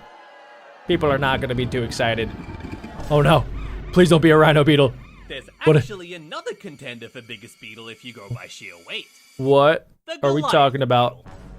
Of They course come in there at a is. whopping 50 grams, and the larva What? is chunkier, Ew. weighing 100 grams. No. Luckily, both of these guys aren't carnivorous, so as long as you're not trying to steal their food or their mates, they're pretty Okay. docile. And you Okay, can stay away escape from the without food a and the mate. Can't Got say it. the same about the next one though. Next Challenger up, we 8. have tiger beetle. Epomis beetles. Oh, To the filthy casual, the Epomis beetle might look like any other regular beetle, but Yeah, you kind should of. know better by now. why? Actually, I'll let you take a break for this one. Is it poisonous? I have another victim in mind. Wh- You see, what throughout is that? beetle history, there's been one slimy predator that has terrorized every bug in existence. A relentless, bottomless bug vacuum. The frog. Now we're about to see the predator become prey. Wait a second, this thing eats This frogs? tale of revenge begins as a tiny larva. In the presence of a frog, the Epomis larva acts all weak and helpless. wiggling Oh, its no. antenna around pathetically. Eat me. Don't eat me! Vivian is baited into thinking it's an easy meal, and it'll Idiot. let its guard down and You lunges. fool. And You're that's so the dumb. last mistake this frog will ever make. The larva dodges and immediately What? counterattacks by sinking its creepy double-hooked mandibles deep into the frog's slimy flesh. That's actually incredible because I'm sure you guys have seen slow-mo videos of frogs like spewing their tongue at bugs to try to capture them. And it goes fast. Like, if you blink, you're gonna miss it. So the fact that this thing has the reflexes and the agility to be able to dodge that, this thing must be insanely fast. And for those reasons, I don't think I'm gonna beat it in a fight. There's no chance for the frog to struggle free as the lava slowly slurps up its body fluids, eating it completely. Even if the frog managed to swallow the lava, it's been known to latch on from the inside. So it's a juice box. To be violently regurgitated and wow. ready to attack the frog again. Oh my goodness. Once the lava transforms into an adult, it doesn't even bother with the bait and switch playstyle anymore. Instead, it relentlessly hunts the frog down and latches onto its back. And okay, that is wild. Mandibles like scissors, it cuts through the muscles and tendons of the hind legs. No! Enabling the frog's ability to jump and escape. Then it can take its sweet leisurely time to eat the frog alive. In my opinion, this is the coolest beetle on the list. But get back in there. I mean, yeah, that's the deadliest beetle on the list. If a beetle can beat a frog, that beetle is the best. Who dat? Stag beetles are most notable for their giant pinchy mandibles. They look so cool. In all different shapes and sizes. The largest of them is the giraffe stag beetle, with long serrated mandibles that are quite scary. When challenged, the first thing a stag beetle does is intimidate its opponent. I'm starting to realize that a lot of beetles are named after animals in the animal kingdom, like giraffe, rhino, dung. By rearing up onto okay, its maybe not that one. Spreading its jaws. If the opponent doesn't tiger knock down, beetle. then the fight begins. I think you can probably guess what's gonna happen next, though. Watch out, watch out, watch out. Just like Hercules beetles, stag beetles aren't carnivorous, so it just leaves you alone after it's broken your back. But it must be quite hard to get to food when you're blocked by these things all the time.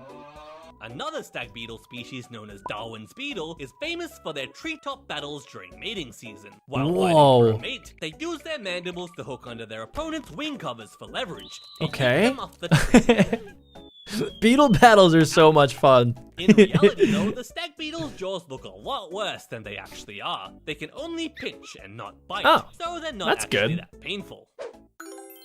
So a lot of beetles, from what we're learning, their big mandibles are mainly just for grabbing, picking up, and then throwing other beetles or whatever it is that they're up against off of some high area. Challenger 10. Imposter beetles. Wait, ladybugs? Beetle looks kinda cute with its fluffy antenna and chunky build, but don't. Ladybugs are beetles, by the way. I don't know if you guys knew that. I mean, they're bugs, but they're actually tiny baby beetles. Be fooled. They're the most devious critters on this list. It all starts when the antness beetle comes across a worker ant. Oh, come on. The beetle secretes pheromones, which the ants go crazy for. And at the same time, they also use an acoustic mechanism to imitate the sounds of a queen ant. Whoa. It smells like an ant, it sounds like an ant, but it sure doesn't look like an ant. Must be an ant.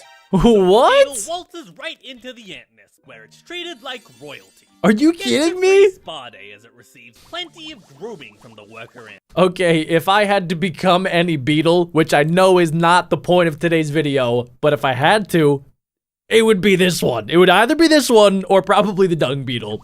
It gets free babysitters as the ants feed and care for all the eggs the beetle lays. No way! Also gets plenty of free meals, as the beetle repays all the ants' kindness by eating them instead. I mean, yeah, that's what they get for being so dumb. Somebody keeps eating all our eggs. Who do you think it is? I don't know. I guess there is one thing the ants get out of this deal, though. If a predator or ants from another colony try to invade, the beetle whips out its explosive butt spray to defend the nest. That's pretty Similar good. to the bombardier beetle. Wouldn't the ants, I mean, I know that ants are not very smart when it comes to maybe noticing things like that, but if I was an ant and I saw my queen ant start shooting people with explosive turds, I might start asking some questions. Challenger 11. What do we got next? Blister beetles. Blister beetle. Why don't you Hello. give it a pack? I'm good, actually. Right? Oh, okay then. I feel like he will bite. Did I just get a Looks like you're gonna rash? Take Nature 101. If it's got bright spots, don't touch it. Blister Yeah. beetles produce a toxic chemical in their bug blood called cantharidin, which causes Ew. painful welts and blisters to form all over your They skin upon contact. ooze Many chemicals. species are aposematic, meaning they have bright colors on them to deter predators. Nice of them to warn you, but not all of them though. What's up with that Blisters one? form after an hour or so, and in most cases heal in about a week. But if you decide to crush the beetles up into a powder and eat them that way instead, you'd feel severe stomach pain and nausea, followed by Another fun fact about these beetles is that the toxic thing that they produce is actually used in some medicines, which is kind of cool. blisters in your mouth and throat. Depending on how many you ate, in a few hours you might have kidney damage and you could even die from organ failure. How did From people one find beetle? this out? Well, it's said that the ancient Romans and Greeks thought it was an aphrodisiac because Oh, apparently being no. on the brink of organ failure felt like arousal to them. Oh, Modern world, however, blister What? beetles are huge pests. They eat the leaves off of crops like potatoes and tomatoes, and even worse, they can get into the food source of livestock, like hay for horses. Who do you think would win? One horse or a couple of stinky beetles? Well, Beetles. ingesting just 4 grams of blister beetles can actually be fatal for the horse. I guess technically there was no winner in that. that must be so scary because I swear these beetles are probably everywhere and they eat the hay of the horses that the horses are supposed to be eating. So you probably have hay bales filled with these beetles that are toxic. Apart from the chemical defenses, blister beetles don't have much going for them. They've got small mandibles that aren't very good at fighting, and their exoskeleton is pretty weak. Maybe this is a fight you can actually win. Really? I don't know. I feel like I could probably win, Maybe not. but I might die trying. Collection's finally complete. World without. First up, a world without music. Oh no, it's a bird. The bird can't even sing. Freezing up here. Crazy. The birds don't even make sounds, dude. They just talk normally. Look at that. They're dancing outside of a barber shop to a jackhammer. Seriously, even the ice cream truck can't make everyone, and songs. welcome to my tutorial. Today What? we will be Ooh, practicing turn it the up. multiplication Seriously? Love table this of 3. one. Dude, Let's get imagine started. listening to a 1 times tutorial 3 and you're like, equals 3. yeah, Turn it down. yeah, this is awesome, yeah. Turn that 1, stuff 2, up. 3. Testing. Is he gonna sing a Testing. song? Can you hear me? Yeah, we can all hear you. Thanks. Oh, it's literally a microphone testing festival because they can't have music. Wait, guys, that kind of sounds like music notes.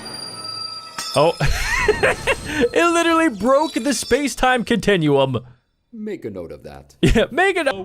Next up, a world without Garbage. garbage. That actually sounds pretty good. Come on. Pass me the bag. Okay, so there's a garbage truck, and they're throwing the garbage to the people.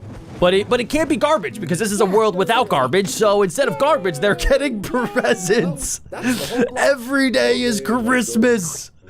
Okay, it looks like when the leaves fall, they get eaten by plants because leaves are, I guess, garbage. That's more or less true. I don't think that leaves are garbage. Just part of the cycle of life. Okay, so you're getting rid of the paper, but instead of actually throwing it away because there's no garbage, the paper actually gets erased, uncrumbled, and then reused. So what happens if like there ever is garbage? Wait, he's he's just hanging out. He can't even poop. Today's topic: strange objects are invading the city. What are We they? see one of them from our news van. Does anybody understand what is happening? Is that an anti-garbage machine? Watch out. What is happening? Okay, it's going up to the spaceship. Wait a second, so at the end, I don't know exactly what happened, but did all of the garbage cans just fly away to an alien planet because they had no use in that world? I think that's what happened. A world without. Next up, a world without what Now did I'm they gonna just sing say? my most Oh, famous memory. song, the one that made it possible for me to be here in front of all of you, and it goes like this. In all honesty, I think that a world without memory, like there just can't be a world, right? Like I know that most animals, even they have memories. Like squirrels, they bury their nuts for the winter, so they have to remember where they buried the nuts. And even people, we have to remember like what words mean in order to communicate with other people. So I don't even think that a world can exist if memory just is gone. damn it. How did it... I guess this is better than a world without music. Oh, he has post-it notes everywhere. He doesn't even know what it's time for. Of our country. How is he supposed to remember I this? have no idea. I don't know either. That's why I was asking.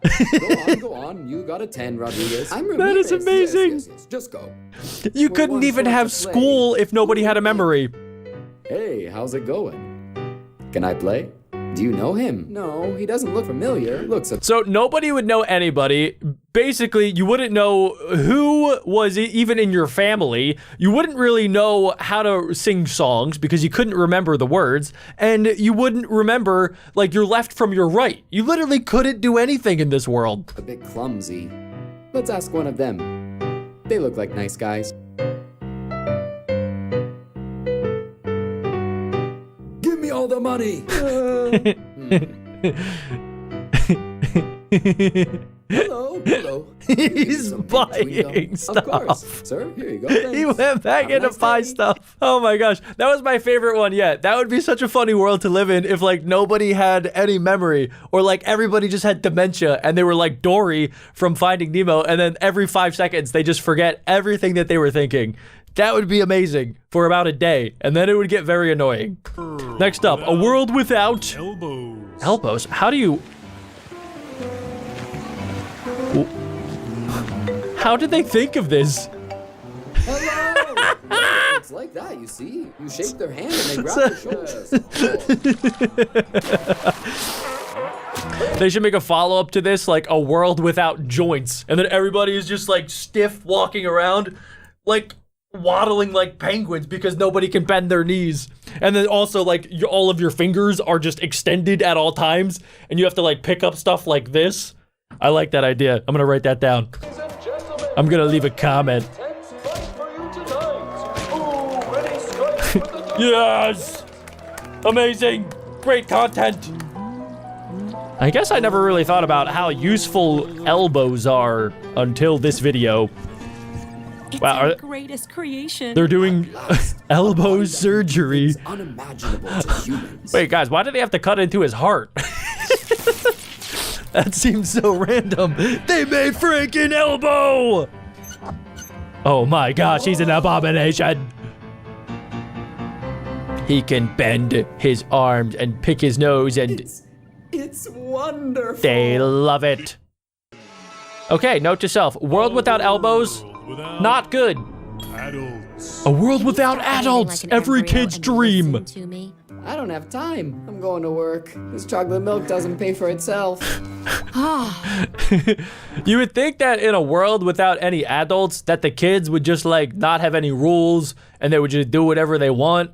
But when you think about it, the kids would just have to do what the adults do, or else the world wouldn't be able to run the same that it does. There would be no grocery store. There would be no Netflix.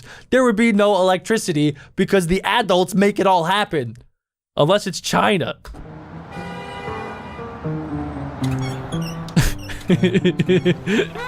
Nice car. Pet shock.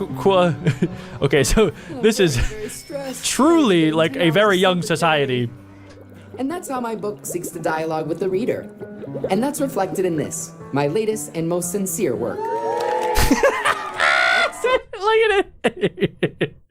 Oh my gosh, this kid's like 11 years old and they're treating him like he just won the Nobel Prize when he literally just made a coloring book and he didn't even do a good job of coloring it in. And any questions from the audience? Yes, me. Who pooped their pants? Say what now? Everybody said yes. Because they're all kids. International debt? What are yeah, they just do rock, paper, scissors to settle any dispute. Oh, this would be amazing. Travels at 500 kilometers per hour. I want to read some stuff on the board. It randomly says 300M question mark. There's a Santa Claus up on the wall. It just says 500,000 wobbly. I think one of them just says the environment. One of them says Kramus, San Nicholas. It looks like most of their calculations are literally just trying to figure out, is Santa real? And how does he do the things that he does? I've got it. It's, Is it cartoon time? Oh my gosh. They barely did any work. Oh, that's another one of those where I would want to see it for like a week, and then I would want to go back to the world that we live in. Next up, a world without pain.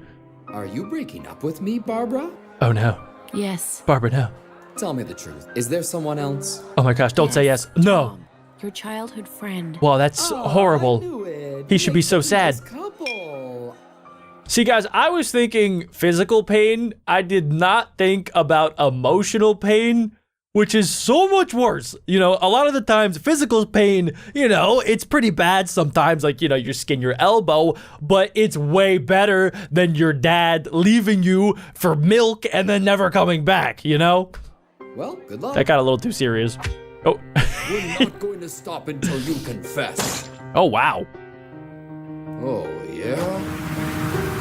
This is horrible. He can't even feel the damage. And the drunk man says, so this isn't my giraffe. Haha. Is he gonna laugh so hard that, oh, what the? Okay, ready. New kidney. Thanks, Doc. Guys, I don't know if you actually knew this or not, but there are some people that have this very rare disease that basically makes it so that they can't feel pain. And you think that it's a good thing, but really, it's very dangerous because let's say like they put their hand on like a hot surface, they don't know that it's hot because they can't feel the pain. So they just have third-degree burns without actually knowing it. Like pain, even though it hurts, is a good thing. Next, my turn. Drill. Okay, that is Something disgusting. for my head, Doc? Yeah, sure. I Perfect. recommend using it every 12 hours when it's sunny. That's funny.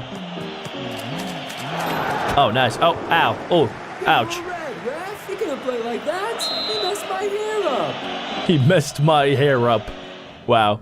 We are gathered here to bid farewell to our friend, who died in peace and contentment. Are they actually choked to gonna be death on a dead? Fishbone, while being eaten alive by 2 crocodiles in the Amazon. That sounds Now let's horrible. proceed to auction off his assets. Let's start with a 60-inch TV. Bro. They're still torturing this man. Who am I? Next up, a world without ducks. Presenting Mickey Mouse. Goofy the dog. This is one of those that I've never thought about. What? No Donald Duck? Oh my gosh. This changes everything. The dynamic is all off. Excuse me, who are you feeding? Carlos. Okay, guys, I don't want to be that guy, but wouldn't there be like geese or like a swan or like a squirrel or a turtle that would eat this bread that he's throwing into the water? Not this random homeless man that thinks he's a fish.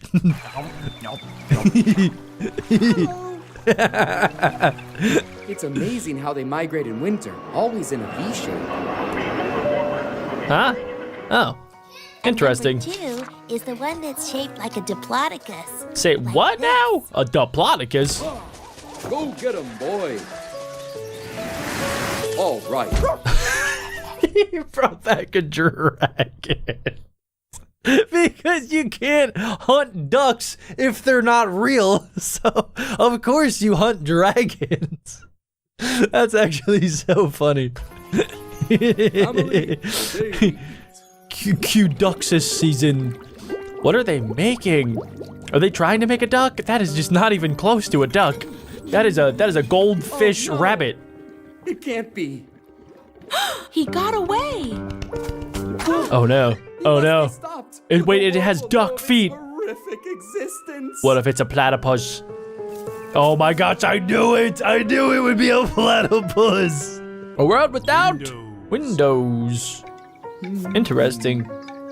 So is he outside or he's just looking at a fan? Okay, now turn right. I'm driving all right. No, turn right. He has no windows. Look at that, the glass factory in the back. Do you recognize the Bankrupt. culprit of the murder? No, he can't see because there's not a window. It looks a bit like him. Or, but oh no, I he's don't too know. close. Usually they look from behind a window where it's safe. My calculations are correct. My beloved's room is right here. Let's go. She's not going to be able to hear you, dude. Also, it's the wrong room. Unless he actually loves that man. What are they making? A window into a new world? Eureka!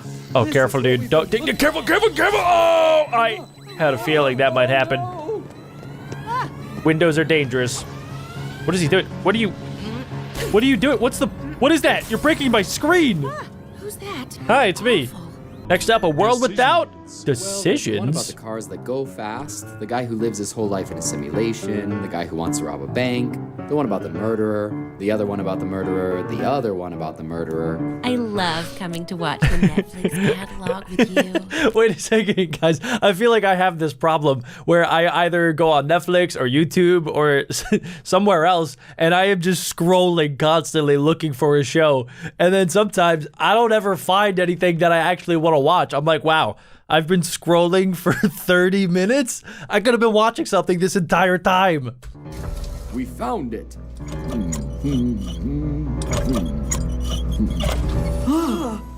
What to do? This is very advanced technology. Oh my god. Oh, the terrorists did it. We're going to die. They have 38 hours! But they can't make a decision. Oh, wow. So every single restaurant would only have one item so that people did not have to make a decision. That's actually genius. You get the noodles, and that's it. You don't get upset. Don't choose your own adventure. You just go down the adventure that we choose. Like every other book. It's a tie.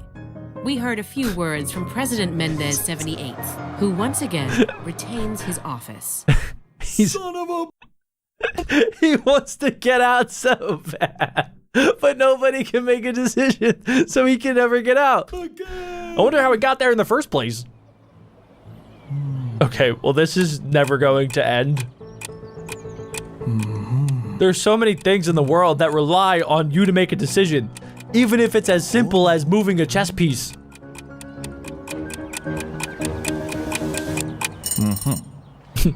Stalemate again, good sir. Yes, yes. Good fight, good fight. Crazy. Oh, why is everything so difficult? Oh, I know. What if we accept our own weakness as humans to make a choice and we anchor the resolution to some inanimate object to feel relieved of the burden of taking charge of our own destiny? That sounds very complicated. Let's see.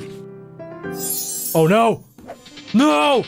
You're crazy! World without A world without losers. losers! Oh, Prepares wait. herself What am I gonna representing do? Her country.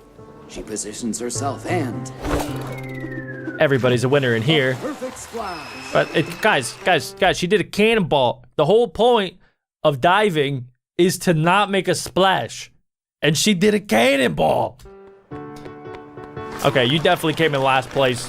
They literally just do it again. This is like when you're, 10 years old playing soccer and everybody gets a trophy just for playing. Even if you came in dead last. Award ceremony.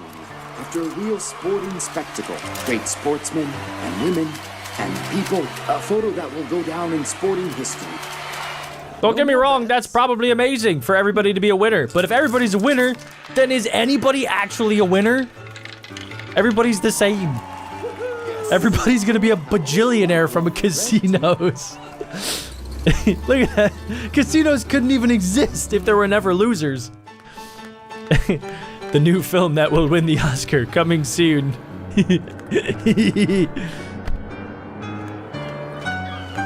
Wow, dude, everybody lives such a fantastic life. Oh, this guy is a winner. Look at that, he's gonna win. All the stocks are up. There's no red. Red doesn't even exist as a color in this world.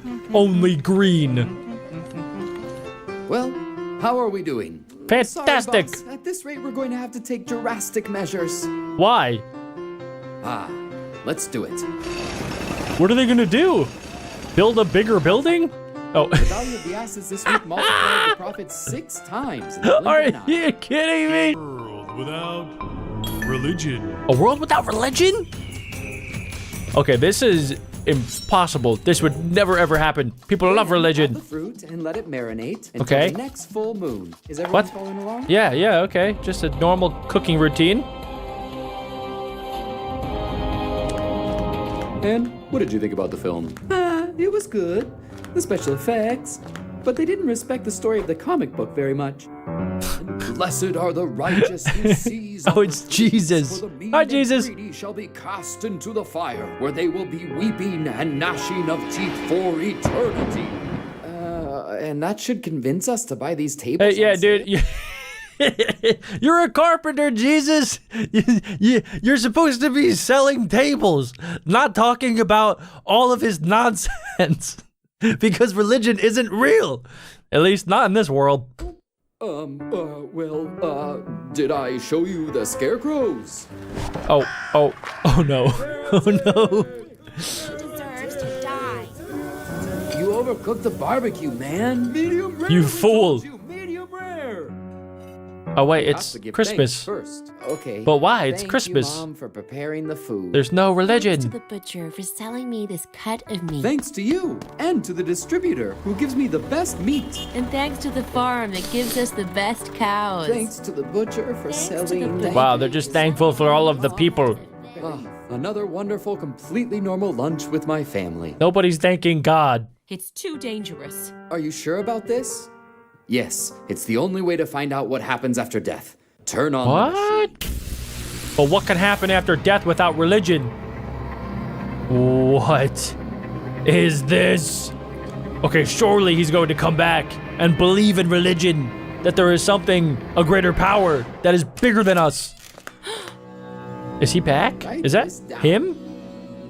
Did he just become the next religious leader? World without pockets. Oh no, my pockets are gone!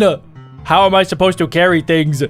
Well, people have gotten very creative. One juice to go, please. Look, he's got everything in his hands. He must use his mouth. Put stuff under your armpits. Put them in other places that I can't talk about. Ah, here they are. You kept it in your shoe? Everything you have in your hands. Oh, my things. Oh, sorry. Oh no, he dropped It's everything. okay. Hey, you're making me drop my stuff. Everybody's dropping This stuff. is a nightmare. Okay, guys, let's be honest though. If there was a world that actually didn't have pockets, couldn't you just like put stuff in a backpack or like carry around like a suitcase around? Or there's a bunch of different areas that you can keep stuff other than just your pockets. If only there was a better way for me to carry these objects while having my hands free. Pockets. I found the way. Oh, Wow. what did he I do? found the transportable storage module. I can put What? anything inside it. It's practical, lightweight, Why does it and say horrible. rhino? I thought that's what these were for. That might have been the stupidest one we've seen yet, but that was so funny. Chair. Oh my gosh, wait. I have to get rid of my chair. All right, guys, so this is what life would be like without a chair.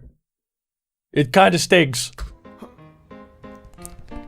He must stand. Oh no, the people will carry him because he is the king. Everybody stands on the bus. People kind of do that anyway. A pregnant lady. Yep. All right. Cool, yeah, she has to stand too. Her husband should really let her sit on him. I told you. This is happening because you're on your feet too much. Yeah, I know, Doc. Wait a second, so that's not technically a chair. He's lying on a bed that is upright, so it's not a chair. I'm out of options. I work standing in front of the computer all day. If only there was some other way to relax. So here at the Delta Junction, the human body will come into a new position for relaxation. Okay. Questions? Everybody's lying down. Look at this dude in the back. He doesn't want to stand on his feet, so now he's standing on his head. Are you building it right now? We have to make it. It's perfect. This is gonna let us rest our legs better than ever. And to think it was so easy. Use it in the bathroom. A world without hugs. Oh my goodness. Oh, John, I'm gonna miss you so much. I hope you'll come back someday. He's like, cool, awesome. Well, bye. See ya. Me too, Barbara. But for now, this is farewell. All right. Can they still here. kiss? Or is that, oh, handshake. Good, yes. Goodbye. So you can only handshake or go in for a kiss in this world. Those are the only two options of telling somebody goodbye. Oh, watch out. There might be a tree hugger. Oh, no. Can they hug each other? No, they can't. They... What? What did that bear just pull a John Cena move? Good job, guys. Everybody stay a nice distance, okay? Yeah, there we go. Everybody celebrate from afar. Do not touch me or try to get close to hug me. Over here. Barbara. Oh, no. Oh, what? Come back. Are they going to invent hugging? Oh. They have to stay so awkwardly far. I wonder for this one, because it's not like an actual invention like the other two that we saw. Like, what happens if they do accidentally hug? Is there some sort of hug police? Or somebody that will take them out if they accidentally hug somebody? I don't know. A world without writing. Okay, so you can't write, so why are you even getting that pencil? Oh, it's a weapon. I understand now. Oh, you literally just, okay, they're dead. They just got deleted. Okay, so they can't write things, so everybody has to take pictures? 1001 microwave recipes? Hallway 3, box 14. Place 2 cups of rice and 3 cups of water in a bowl. Guys, I don't know if we understand that. Literally, we would not be in the world that we are in today without writing. Literally, everything in history is possible because people were able to write things down. Even like if it was on some sort of like giant stone tablet or like in a cave somewhere, the fact that somebody could write information down and then pass it on to somebody else was like the best invention other than maybe fire or the donut. Need volume 2 of the Odyssey, please? Sorry, the last one just died on us. Open it. What is it? Oh, holy What? Mother of Is it a picture? It's really nice paper. Wait a second, why would they even need paper? Also, does this mean that there's no Bible? Or would the Bible be created with just pictures? But we didn't have pictures back then. So how do they have all of these things if the world doesn't know how to write? I don't understand. Pass me the salt. Here. How do you know that's salt? Baking soda. It's the other jar. You fool. Are you sure? All right, let's see. Oh my, yo, it was neither. Oh. A world. I would not want to live in that world. Spheres. No, wait, how do you live in a world without spheres? My head is a sphere. Oh, that's how. Okay, everybody is like a two-dimensional slash like partially 3D object. This is so weird. This is basically just Minecraft with a couple of extra steps. How did you score that? That was actually super impressive. So you can't have any sports that are made of spheres, I guess. Even the football looks weird. Take that. What the? Oh, there's no balls. They literally, there's no balls. What the? That doesn't make sense. Well done, that's nice. How did you do that? What if I do this? No, don't even think about it. No, what are you doing? No way. What is that? You're gonna break everything. Look, he literally just caused a black hole. He literally just broke the entire universe as we know it because he decided he would be quirky and he would make a sphere. Nice job, Jimmy. You just killed us all. Yeah, it is the end because everybody's dead because he tried to make a ball. What the balls, Jimmy? World without stairs. Oh, God. Oh, my God. Nice. How did you get up there? Why would you use the mayo where you use the mayo? That seems very, very stupid. This is a problem. Yeah, I don't know. So not only is there no stairs, but there's nothing that is like stairs. So there's no actual stairs, there's no ladders, there's no step stools. You gotta use a bunch of random objects and stack them if you want to get to high places. Or I guess you could climb like this cat probably did. There's nothing we can do. That's it. Oh, literally all of the cats got stuck and then they didn't know how to get down. They can't even get to the top of the slide. Come on, what is this? They have elevators? Wait, what? How do you go from no stairs straight to an elevator? Can't believe the elevator. What a mess. Wow, what the? Everybody just like suddenly becomes Spider-Man without stairs. Is that a catapult? Okay, Did they literally just catapult? From point A to point B. Of course. What is it? I can't believe we didn't think of it before. What is it? I love how in all of these videos, for such a basic invention that literally you could like find in nature has stairs. They have little rock sections that you can step up. Literally, they go to crazy lengths just to invent something that makes it so you don't need the thing that they're living without. It's crazy, but it's super good. It's so creative. Look at this. He became Doc Ock rather than making stairs. His legs just got chopped off because there's no stairs. Okay, this one is kind of crazy to think about because time, we're all so used to time, and time is technically a human man-made invention, right? The fact that everybody has the time of day and everybody knows what time it is wherever they are in the world. No other animal knows that. They know when it's daytime and they know when it's nighttime. That's about it. Why are there so many suns? Why is that sun a sack? It's a sack sun. Okay, now I'm just getting confused. So this isn't just a world without time. This is a world where all of time is just on the same place, in the same plane of existence. We are all living at the same exact time. The future and past have come together, and everything is what? A dinosaur just came from an insect. Okay, I feel like if there are aliens, they are probably living in whatever this dimension might be. This is probably what the 4th or 5th dimension looks like, where time itself is no longer existent. You could go forward and back in time. And it's really insane to think about, like, this could be real. This could actually be a thing that happens, and we just don't know about it. First up, maps. How do we do this? Like, any maps at all? You take this area. Lieutenant, you take this one. And the rest of you cover all of this area. How are they gonna know? Now, paint. It wasn't a map at all. In case of fire, jump through the nearest window. Let's see. Point to where Italy is. Wait, it's literally just directional. But no. How did she know? Does she have an Italian thing? Does she just know where it is? Okay, yeah, everybody is dying, everybody is crashing, everybody's going in circles. Sounds that a meteorite will hit somewhere on Earth. There are literally no maps. After his international tour, the president of Switzerland couldn't figure out how to get back to his country. And now he is president of Jamaica. Wait a second, so you're saying the president went to a different country, he couldn't figure out how to get back, he ended up in Jamaica, and they were like, okay, cool.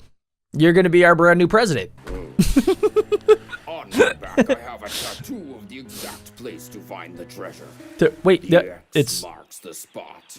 Is that the first map in existence? Is a tattoo on this man's back? And it doesn't even help. There are a billion palm trees. They just started stepping. Hey, do you know how to get there? No, but I brought my GPS. Huh? What is a GPS? GPS. Grandpa savvy. I knew it. This was all countryside before. Does he know how to get there? To the stadium? Turn where the Johnsons used to live. On this corner, they mugged me in 78. This would be insane. Ladies and gentlemen, comment down below. Would you be able to get anywhere without maps? I mean, I'm not even talking about physical maps. I'm talking about like Google Maps or Apple Maps, because I literally do not think I would know how to get home from like anywhere. If I was even like 10 minutes away from my house, I honestly think that I would be lost. I would be a goner because I am so reliant on maps these days. Let's check out what we have. There's gonna be no sound. So the babies are crying. You can't hear it though. This is pretty much how deaf people live. There is something kind of nice about it. The thing about it though is like if nobody could hear anything, is sound even existent? Like, can animals hear sound? Or is this like an actual world where there is no sound at all? Like nothing makes sounds. Should I be quiet? Should I just shut up during this part?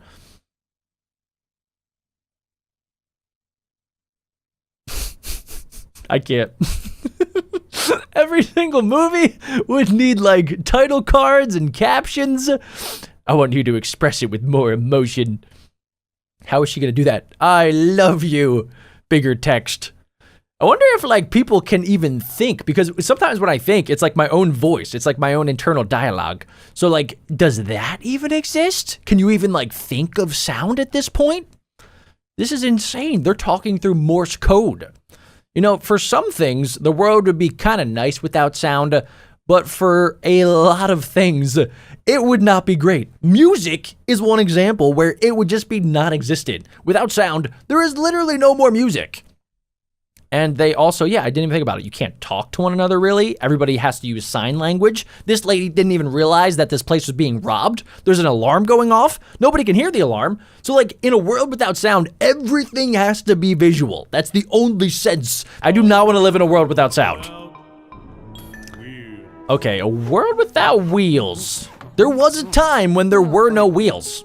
So this is actually real. Wait, did they just build a wheel? Oh. Shall we bet something? Oh my goodness. I love how sometimes they just like tease the thing that the world is without, but it's not actually that thing. Okay, so the train, how does a train work? Is it magnets? How do you, what the slingshot? Seriously? Well, I mean, that seems kind of awesome. Oh, he missed his slingshot. And yeah, I guess we would have to utilize animals a lot more. People decided they wanted to use cars, but you can't without the wheels. Sleds would be pretty big. Sleds would make a massive comeback. People would get around using pogo sticks, jumpy balls. Is that a unicorn? That's pretty cool. Even hamsters can't run on wheels.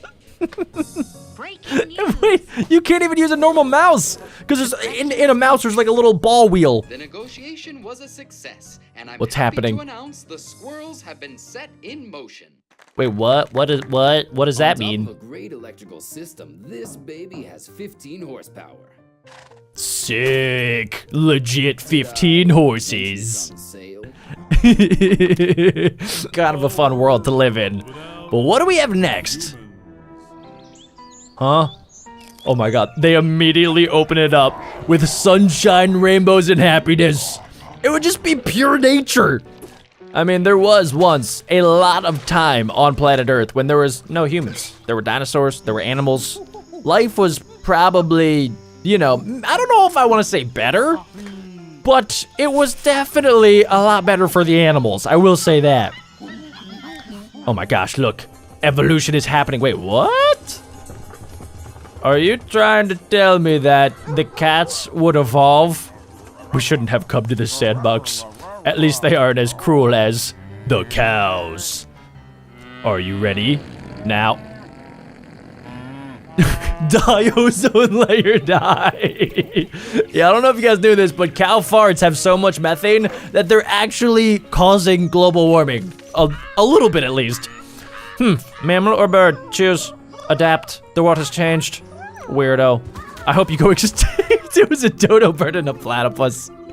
Let's make a mess of this wasteland. Nobody will take pics of us there. Yeah, this is kind of why people think that aliens existed way back in the day and built the pyramids, because people couldn't actually prove that they were there. So it was just like a nice creative spot for them to go. Look at this monkey. The monkey has become a human. He's gonna die. Yep. Next up, we have a world without mirrors. Wait a second. Is it just mirrors or like any reflection? Like what if I look into a pond? What would I see? Okay, everybody looks like crap. Seriously, wait a second. Are you telling me that in a world without mirrors, nobody would tell you how you look? Seriously? Okay, let's see. 3 centimeters. Oh, there we go. 21 Okay, degrees this is what I'm right. talking about. Oof. No, you messed it up. My date When was were the mirrors invented? Because I feel like they've been around like forever. On the wall. Who's the most beautiful of them all? No idea. Give me a raise, you bitch. Okay, mirrors were invented in 6000 BC. That is insane. So they have been around like almost forever in human history. 5.5 hours, you can see it. Wow. That's the only way you could see yourself in this world. A portrait. And then I guess you just had to like trust the artist in this world. Because if they got it wrong, you wouldn't ever be able to know.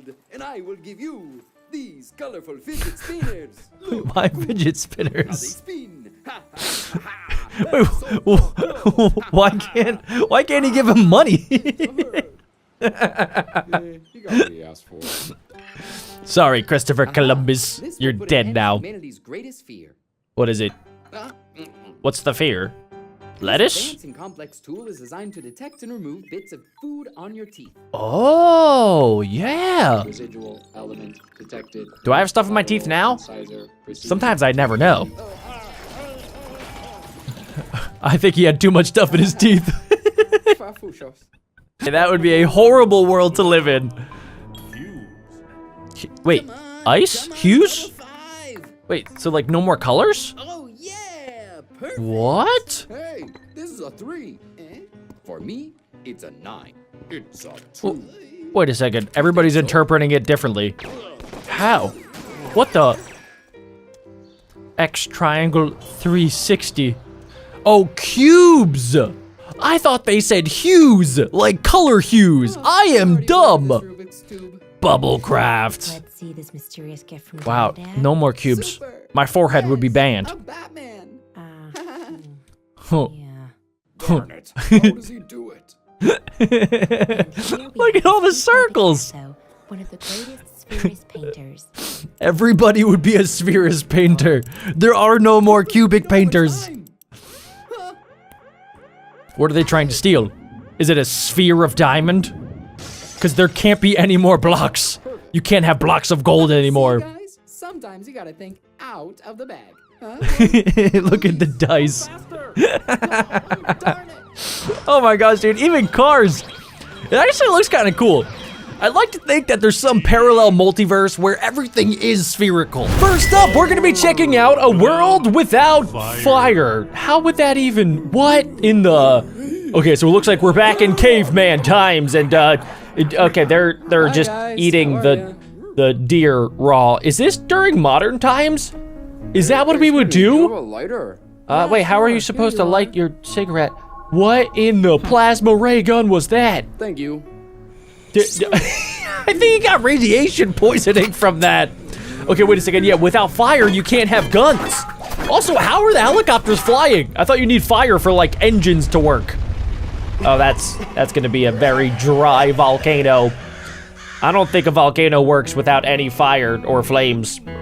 Is it really It's just kind of a mountain. outside and eat sausages on a stick? Oh, they can't do Facing fire. What are Dude, they for? can't have a cookout. Let's go back inside. Yes, How are you supposed to roast your marshmallows? Okay, guys, a world without fire, I honestly don't even know if we would be able to survive. If there was never the creation of flames and fire, I don't think we would have anything. I don't think we would have the Industrial Revolution. We wouldn't be able to cook food. I'm pretty sure that was a big reason that our brains got bigger, is because we were able to like cook raw food into actual cooked food. And there's like a million different reasons why fire is like one of the most important inventions of mankind. But I guess that's what it would be like if poof, it was just disappeared from everything. Next up, we're gonna be learning about a world without money. Okay, this would be insane. Please.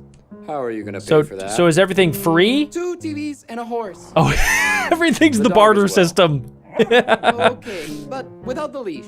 Done. What the? You gave away your dog for a little bit of ice cream? Are you crazy? What the? Oh, okay. Wow, everybody's just trading. So we're basically just back in like the 1300s before the invention of money. This fruit has a bite. Police! Wait a second. No, don't arrest me. Fortune before my eyes. Let's see what he has in there. Look, he has cars. All my possessions. Wait, what was that?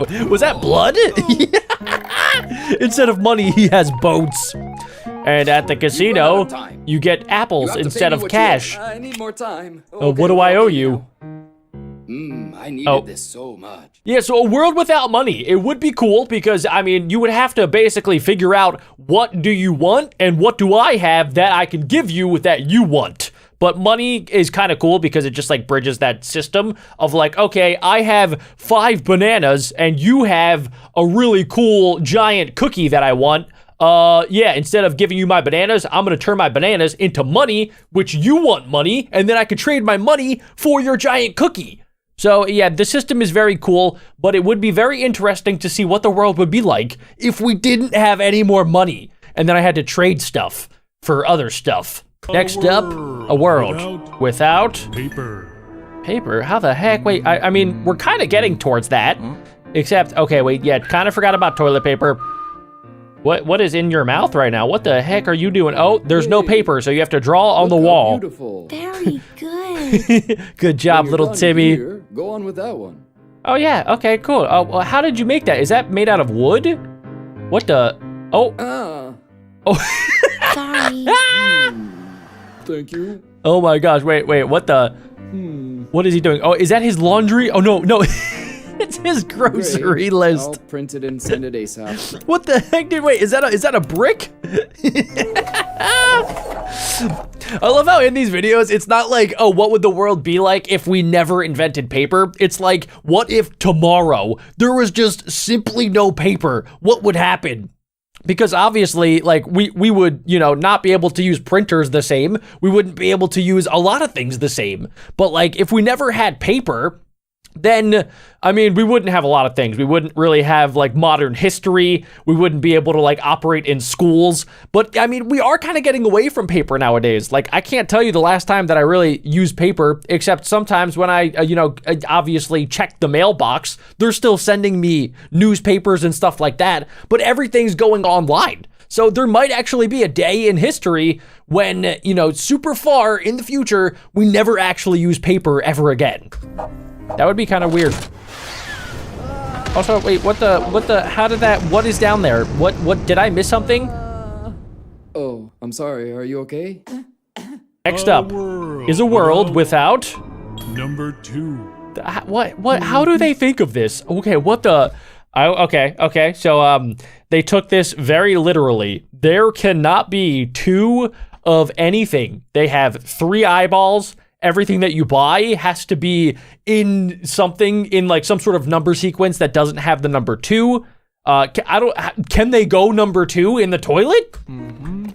To what extent are we taking this? Which model are you gonna take? This one? This one? The number 1 or the 3? I'll take this one. Okay, Great. what the heck Would you like is... to buy another one? No thanks. You gotta think that, like, there's maybe some alien planet super far, you know, away from us that might be just like this. A lot of scientists say that, like, every universe could technically exist because the universe is, like, basically infinite. So somewhere out there in the multiverse, there could be a world that doesn't have 2 of anything. What the? What is that sandwich? Not gonna lie, that actually looks really fun, and I would love to try that out. Oh, what the? Oh my this gosh. is very difficult. So this is kind of like Monsters, Inc. a little bit. 3 minus 1 equals X. Don't you dare do it. No. Okay, guys, next up, let's see what it would be like to live without rulers. Oh. Yeah, bring that a bit closer, a bit more. No, not that much. Bend it more. The bathroom's ready, boss. Let's take a look. What the? That's perfect. No, it's not even close. Okay, what the heck? Dude, seriously. Okay, I know that rulers are like super useful, but like there has to be something else you could use to make a straight line, right? Like, come on, you can't just be freehanding everything. I have this, look, see, I have this, that's a straight line. I could use that not as a ruler, but like just to get a straight line. And I'm pretty sure there are people out there that can draw pretty straight. Not me, I definitely can't. My lines are all crooked like the ones in this video, but I feel like there are people out there that could make perfectly straight lines. It wouldn't be this bad. Drive ahead a mile longer. At some point, turn right. At some point. Okay. So this is taking it to the extreme of like, you can't measure anything. Literally anything, dude. And this one? The entire world is chaos. What's it called? It's called a jubbalibidibadoo. Such perfection. Each thread is at an equal distance. Oh my gosh, they're studying spiders. Reveal your secrets. It's writing perfectly. That actually is kind of true, though, that like a lot of what we've learned has been from nature. In order to make planes, we studied how birds work. So I'm guessing, I don't know, maybe at some point people saw like spiders and how they make perfectly straight and like aerodynamically correct spider webs. I don't know if that's a word. But yeah, they make it all straight. So maybe we studied that at some point. We're like, how do they do that? That's so cool. And then we just based our measurements on spider webs. What else can we live in a world without? Oh, yes. What is happening? What is that going to be a fully grown adult? Congratulations, Mom. It's a Reddit mod. Hello. When I grow up, I want to be an... Imagine you're born and you're 18 years old and you're like, you already have a profession, you have hobbies, you have interests, like you're just given a full personality, but you don't get to experience it. You're just born straight from the womb. Yeah, and then you're just a full person now. F1 driver. Take good care of him, okay? I'll pick you up later. What is that? Is that a chair? Did you just drop off a chair? Ooh, did you close the deal? Yes. Tomorrow we're signing the contract. You have to put it in the monthly report. Great. All of these kids are 18, but they just got born. I have an announcement to make. What is it? It's chocolate milk. Yes! That's crazy. So technically you wouldn't be 18 years old until you were like 36, because obviously, you know, you want to live and experience the world. So as soon as you turn 36, then technically you're like a full adult at that point. Oh, not again. What is crying? Is it a pet? It's just the door. So weird. What else do we have? But no more bottles? What the heck am I supposed to do with all of my milk? What the? Waiter, peach yogurt, please. There's no way that's what we would do. Dude, this is so weird. You're welcome. You have basically no containers. So everything has to come directly from the source. 16 pipe, 3 gallons of orange and a 5 south. Quickly. Wait a second, so like if I were to go to the grocery store, there's nothing I can get. Everything would have to be like loose, and maybe everybody would have like a pipe to their house of like the bare essentials. Like they would have, well, you know, obviously we have our water, but instead of just water, you would have like a faucet for milk and a faucet for grape juice and a faucet for other liquids and stuff. Hey, how about some wine? Okay. See? Look at that. Boom. Straight from the source. That's insane. Well, are we about to fill up that bathtub with soda? That has to be so tingly. Hey, you can't do that. It's dangerous. It's gonna explode. Watch Oh my gosh. Oh my gosh. Look, dude, they shook the soda tower. That looks like a fun world to live in. Gravity. No gravity? Oh my gosh, dude, do it. Do it. Yeah, do it. Oh, I hate my job. He just got in the bus. Oh my goodness. This is basically what it would be like if like we just transported Earth into like the moon, essentially, because on the moon there's like basically no gravity. That would be insane. And this is so cool because this is actually like kind of how they live on the International Space Station. They have no gravity, they just float around. You don't know up from down, from left, from right. At last. This is so strange. What did they find? Oh my gosh, wait a second. Are they about to turn on gravity? No, no, no, you're gonna kill everybody. Oh my gosh, wait, she turned gravity even lower.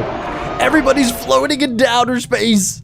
I hate Mondays. That was awesome. Next up, a world without no problems.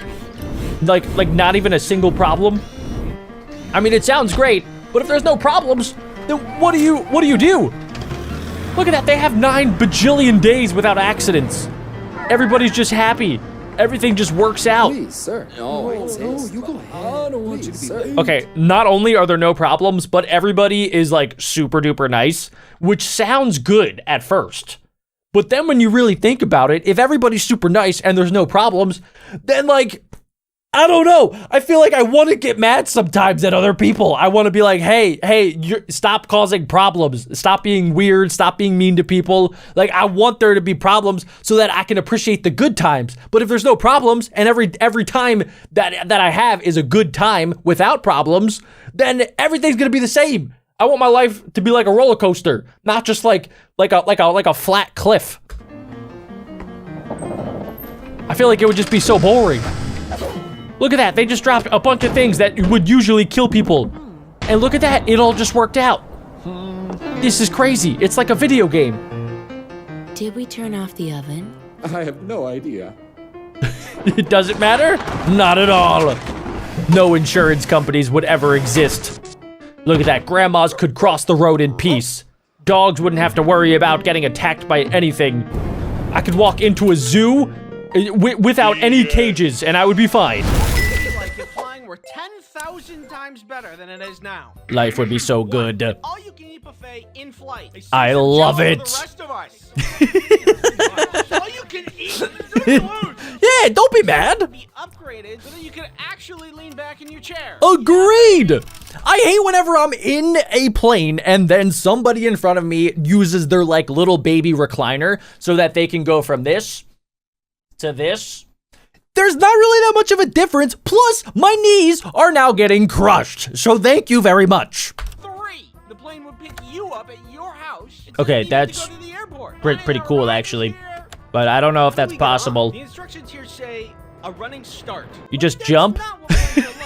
Yeah, that's right. Here's what I did with my very smart brain. Step 1, I made a list of things wrong with air travel. Step 2, I thought really hard with said smart brain.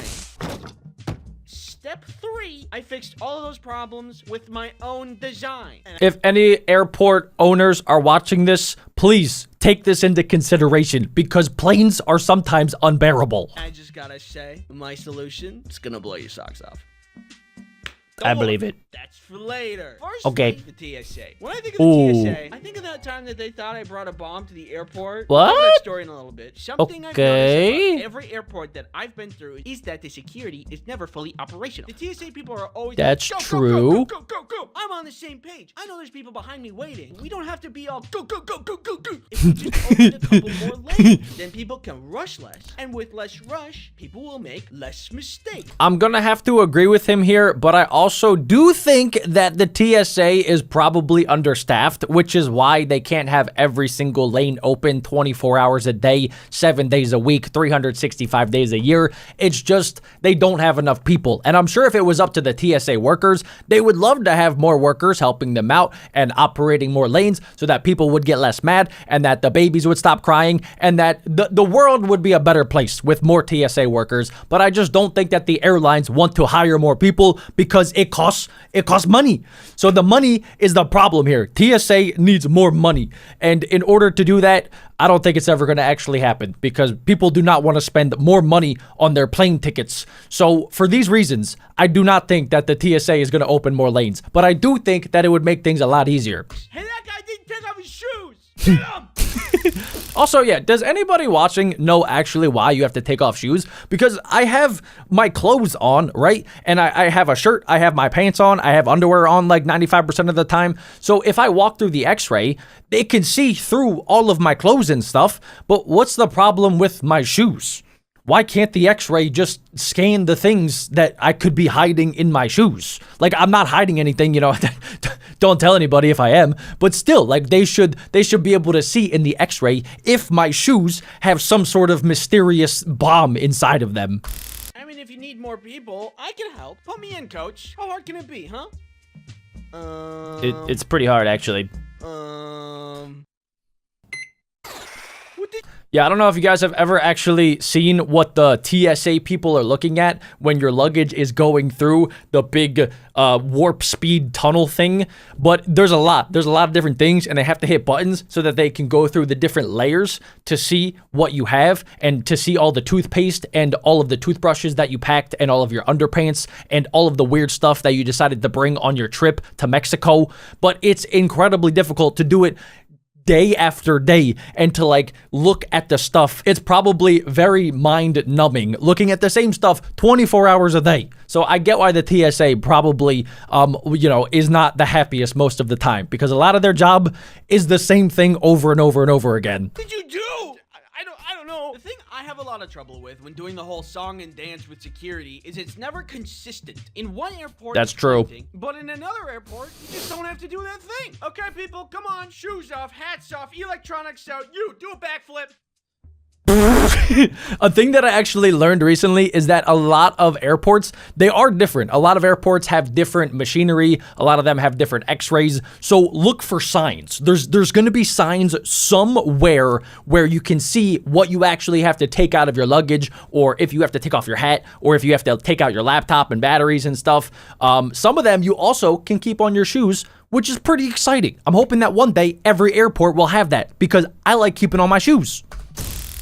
Whatever. Different places, different rules. I just don't like the attitude. Don't roll your eyes at me because I keep my hat on when another TSA agent told me I don't have to 3 days ago. I get confused easily, and I have trouble following instructions properly. No, sir, your bag needs to go in the bag. You don't need to have such an attitude about it. Things you are allowed to bring and not allowed to bring also tend to trip me up. I get the majority of things you're not supposed to bring, like don't bring explosives. Not something I normally want or to knives. bring anyway, but yeah, I get it. There was, Makes however, sense. one time when the TSA thought that I brought a bomb. Kelly was in France for an extended time, and I was gonna go visit her for like a week. Who's Kelly? I wanted to bring her a gift. What about a nice, comforting scent from home when she gets homesick? A candle. Perfect. I did this same exact thing, guys. I don't mean to cut off his story, but I where was I at again? I think I was in Mexico, actually, and I wanted to bring back something for my mom. So I bought her a candle in Mexico, not even like in the country. Well, I guess technically it was in the country itself, but I was in the airport, right? I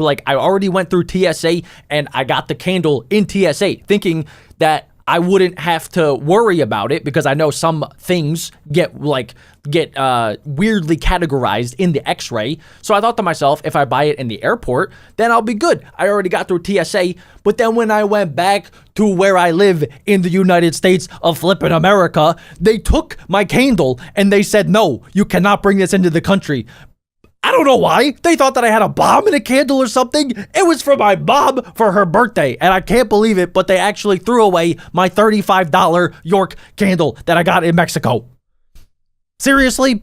I go through TSA doing my normal spiel of embarrassing myself while doing something wrong. But after I get through, excuse me, sir, could you step beep, aside? Beep, One of the beep, agents beep, has candle. me stand near this table. He takes my bag, puts it on this table, and puts on blue latex gloves. Clearly, he's about to go through my stuff. I don't remember putting anything glove-worthy in my bag. It's so humiliating when they go through your stuff. In there that could be like a biohazard? Should have, though. Flight's gonna be long, and a snack would have been useful. Sir, are there any sharp objects, weapons, or explosives in your bag? No. Any lighters, matches, or... Anytime they ask me that, I'm just like, there shouldn't be, but you never know. Flammable items? No. Did somebody slip something in my bag? I didn't bring anything crazy. Could my switch explode? And then he pulls out my candle. I think he saw the confusion on my face, because after he pulled it out, he said, don't worry, I'm not gonna take your candle. What was the purpose of your trip? I'm going to see my girlfriend. That candle is for her. Okay, I'm just gonna make sure there's no explosives in it, and then you'll be good to go. Explosives? In the candle? I know that candle is great, but I didn't know it was the bomb. Apparently what can happen is that explosives can be hidden inside of wax, which then can be used for exploding.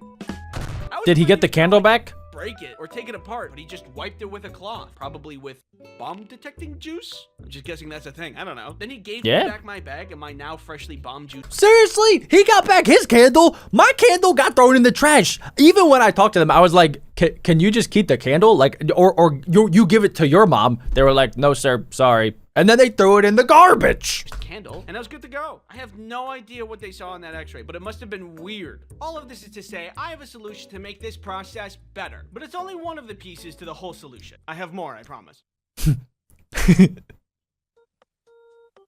Next up, boarding. The plane isn't really that good either. How long it takes to board the plane always takes a lot longer than I think it should take. It's a tight lane, so you can't get around other people when... So before we go into that, before you even get on the plane, I always have problems with my carry-on bag. Not my checked bag, not my backpack, my carry-on luggage bag that is the perfect size carry-on bag because I bought it in the biggest carry-on size that they allow on pretty much every single plane.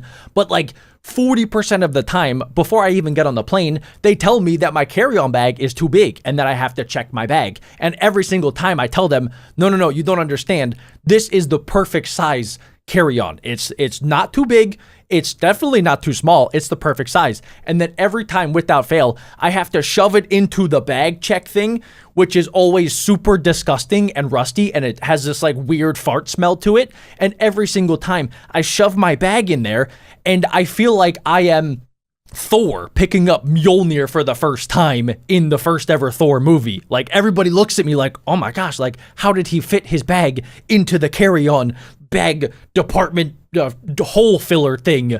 And then they look at me and they're like, oh, okay, well, I guess you're good.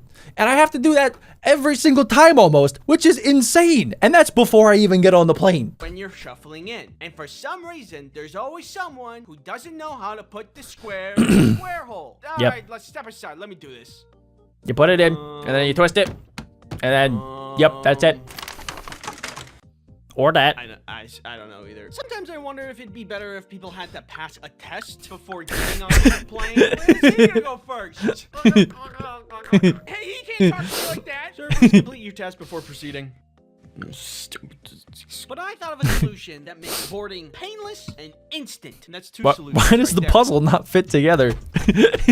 Seating, of course, is the next issue of flying. Got the aisle seat, the middle seat, and the window seat. Hey guys, welcome back to another video. We're gonna do a tier list of plane seats. Aisle is A tier, window B tier, middle is F tier. Okay, thanks for coming to my tier that's list. it. If you disagree with that, comment down below. A lot worse compared to the other seats because no one respects the armrest rule. Also, before we get into actual, like, the different aisle and window and middle seat, I don't understand why they board the plane from front to back. They should board back to front. That way, people can go in and they don't have to walk past the people that have sat before them. It is the most embarrassing, awkward thing walking through first class, and first class is looking at you like you are broke and have negative $1,000 in your bank account, and people are just staring at you. Nobody is minding their own business. It's like the only time in human civilization society where it is okay to get stared at by strangers, and then I feel like I'm getting shamed every time because I am in seat 34D and they're in seat like 2F and they're way cooler than me every single time. And then I feel bad. And then I get to the back of the plane and then there's nowhere left to put my check-on bag. So then I have to put it under the plane with the checked bags. So the thing that I was talking about earlier was all for nothing. The window seat gets so the window, sad. The aisle gets the wiggle room, and the middle gets both of the armrests. Because that's fair. Also, look at what planes used to be. Ample leg room, more arm space. That was a plane? At least they give us the little iPad thingies in the back of the headrest. I love the iPad. The future is worse, but also a little better. For this one, I think there's kind of an obvious solution that I think you'll enjoy. Next up on things to be solved is fear. How can you do that, Andy? How What? can you claim such things? What do you mean? It's all about the turbulence. You know, I think, Andy, just get it together. It's just turbulence. But honestly, it's pretty reasonable to be fearful of turbulence. A lot of things have to go right for us to stay up. It's hard flying. As of today, the best thing I can do is browse brain rot content on TikTok, which puts me in a weird trance-like state. It's not a perfect solution, but it gets the job done. Guys, I want you to comment down below. Do you get scared flying in planes? And do you get scared of the turbulence? I used to when I was younger, but then I started to tell myself that planes are actually like the most safe way to travel. And even if there is turbulence, it's really normal. It's kind of like hitting a speed bump whenever you're driving in a car. And most of the time, if you hit a speed bump when you're driving in a car, you don't start panicking. But there's something about being in a plane when you hit some turbulence that it's a lot more terrifying than hitting a speed bump in a car.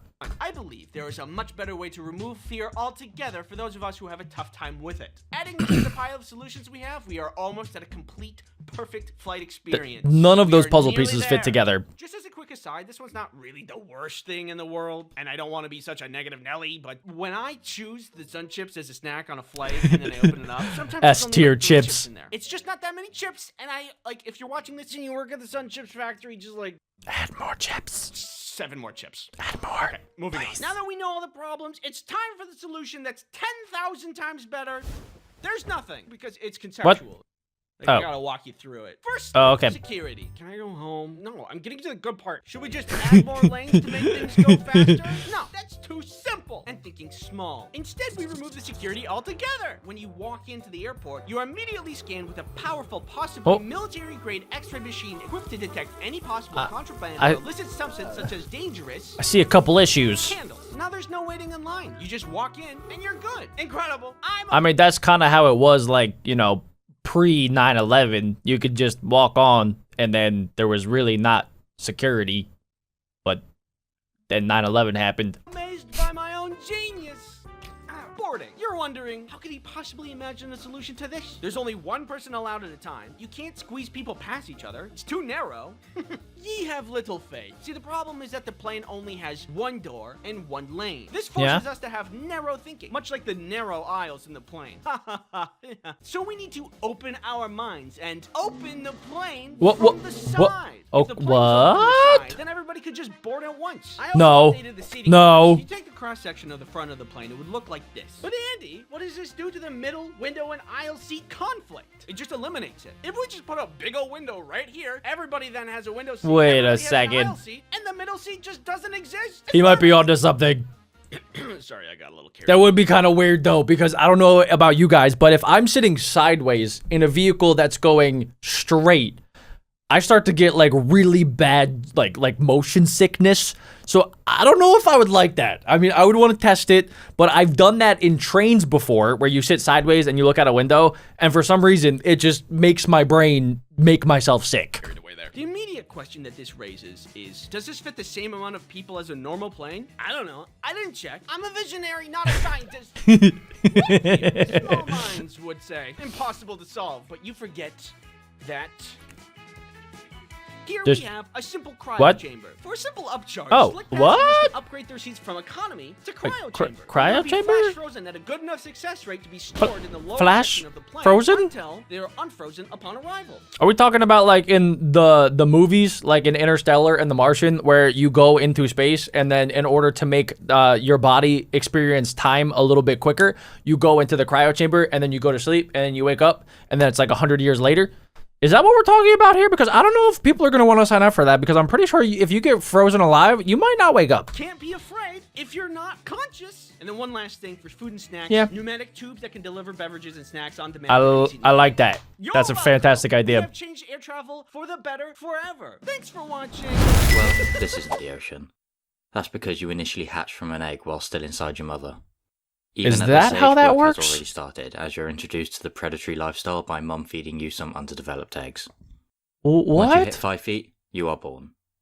5 feet? We don't really know where because we've never seen it, but we can narrow it down to the whole ocean, likely at one of these prey-rich hotspots. Wait, is that actually factual? Like, do we not know where great white sharks are born? Have we seen great white sharks being born? Is that something that we've seen? Somebody caught drone footage, what appears to be a newborn great white shark. So literally, as of 2023, we found just a baby great white shark. That's it. We literally didn't see anything getting born, so this could all be fake. Along with your 7 siblings, you immediately swim away from mum, who may now only see you as prey. Wait, what now? Probably what happened to this guy. Mom? I'm sure that's not a scarring image. Mom? You're a Nepo baby, instantly starting life at the top of the food chain where you can continue your parents' legacy of eating everyone else so you can grow larger and larger. Yeah, I never really thought about it, but like, imagine being a great white shark, but you were born from an egg, but you don't actually come out until you're 5 feet long, which is like basically how tall I am, plus 1 foot. So, I mean, you're already pretty big, and most other creatures in the ocean are probably not going to want to mess with you because you are literally a great white shark. It's in the name. You were great. One present mum did pass on to you is a starter pack of knowledge for you to learn on what to eat and how to kill it. Oh, cool. Thanks, Mom. Something that a lot of animals have to gather themselves. Did she teach me? Next on the list. Many great whites don't survive the first year, so you have to get a move on and focus on pure growth. Your jaw isn't quite strong enough to take on large prey, so you stick to smaller fish and whatever else you can find. Sushi! Because of your smaller size, you live a sheltered life around shallow coastal waters, but these early years see your fastest growth rate, adding on about a foot per year until you reach 3 or 4 years old. That's As you come insane! to the end of your pup years, you decide to celebrate with a one-off treat. You are now a juvenile Lobster. great white shark. Let's see what's on the next card. At 8 to 9 feet, you can now take on some slightly larger prey. Still not quite ready for mammals though. Up until now, all of your prey have had no choice but to suffer your wrath, but your next target is your first test of consuming someone who has other options. A penguin? Something that helps you with this is countershading, your form of camouflage where your dark back blends in with the sea, your white belly blends in with the sunlight, and the two together break up your outline. I never really thought about it like that, but I guess that is an evolutionary trait where the bottom is for stuff that looks like the sky, because stuff looking up at the shark is gonna probably blend in with the sky. So it's to help hide you from predators, which there's probably not too many things that are eating great white sharks other than maybe killer whales, I guess. And humans, of course. A lot of humans probably are hunting great white sharks, but also the top of you kind of looks just like the ocean, so they're pretty hard to spot unless you have good eyesight, like me. This allows you to strategically trick the penguins into thinking that the water is a nice place to be. Haha, got you, Having penguin. successfully orphaned a chick, you Welcome merrily home, move on mummy. to your next target. No, that's so sad. Looks like there's a killer on the loose. Who? You're still an easy target for an adult shark's growth plan, so best keep your eyes peeled. Oh yeah, I kind of forgot that we're not fully an adult shark, so sharks are actually like solo animals, so you don't really have any friends as a shark. It's a pretty lonely life. You're out there by yourself, and everything is either trying to run away from you so that you don't eat them, or they are trying to eat you. Unless you're one of those like baby fish that hides under the fins of the sharks. I never quite knew why they did that, but it is pretty cool. Meanwhile, an innocent stingray flaps its wings, sending a weak electrical pulse through the ocean that you can detect with the 1,500 jelly-filled paws all over your head. So, you're dead. This sixth sense gives you the ability to easily yoink unsuspecting prey with pinpoint accuracy. Bye! Ray Another gun strong Mark sense 4. that's been gifted down to you is your sense of smell. Just under your snout are two nostril-like holes that can detect a seal colony 2 miles away, but they do have their limits. It is true that you can smell a drop of blood in an Olympic-sized swimming pool. Okay. If That it's is only slightly filled. pretty impressive. About the same as most fish. Oh, okay. One That's thing not you as can impressive. easily pick up is the delicious smell of a dead whale carcass. Ew. Coincidence that is the next thing on your training.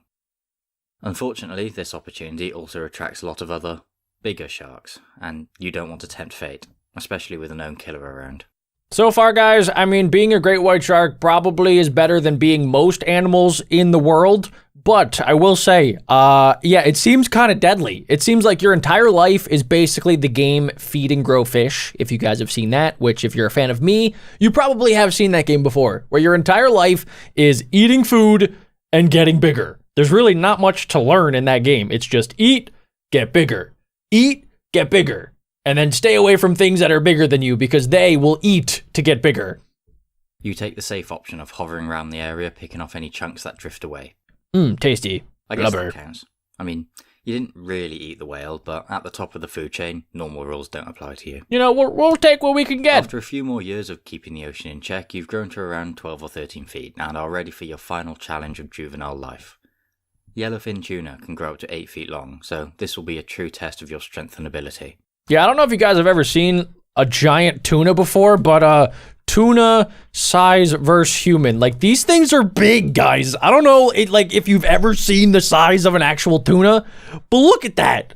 That is a person, and that is a tuna. For whatever reason, when I was younger, I thought that tuna, because, you know, they were in the tiny cans, I thought that a tuna was maybe like this big, except in reality, they are most of the time the size of 2 of me stacked up on top of each other. So, I mean, that is probably the best diet for a great white shark.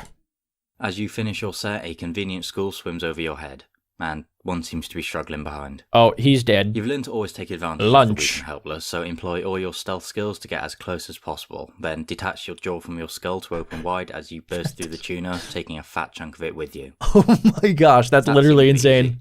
Wonder what was wrong with the tuna. Anyway, well, sorry, you did it. fisherman. You're becoming an unstoppable force of nature. Well, nearly unstoppable. What else is there? They must still be out there. At Who? least you're becoming less of an easy target. You are now an adult great white shark. Yes! I know up until now you've been targeting different animals, but you're really an opportunistic feeder. And a good opportunity has arisen for you to get your next no! Not the dolphin! People smiling makes you sick. So you're closing from behind, carefully avoiding their echolocation, then 0 to 25 and... That's pretty incredible. Who said sharks were afraid of dolphins?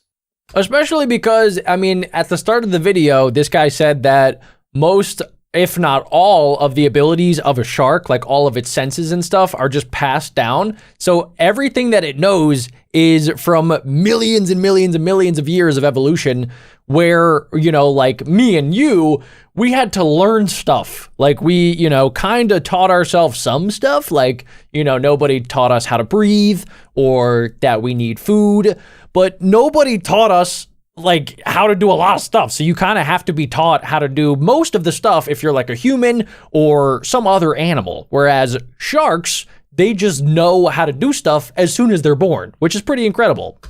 That was your first mammal kill, and since your jaw's now strong enough, you can go after some more.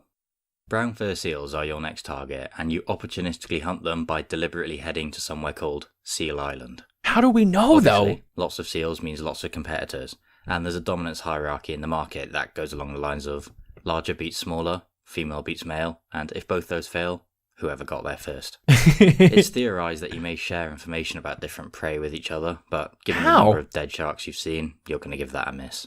Yeah, especially because most sharks, like, you know, they're going to try to fight you over other animals, other food, or they're just going to try to eat you. So, I mean, it's probably best if you are a shark to stay away from other sharks. That seems to be like the common rule, is that you stay away from anything that looks bigger and more sharkier than you. Hunting these guys is a bit more complicated, but with a quick read of your gifted natural instincts, you should be sorted.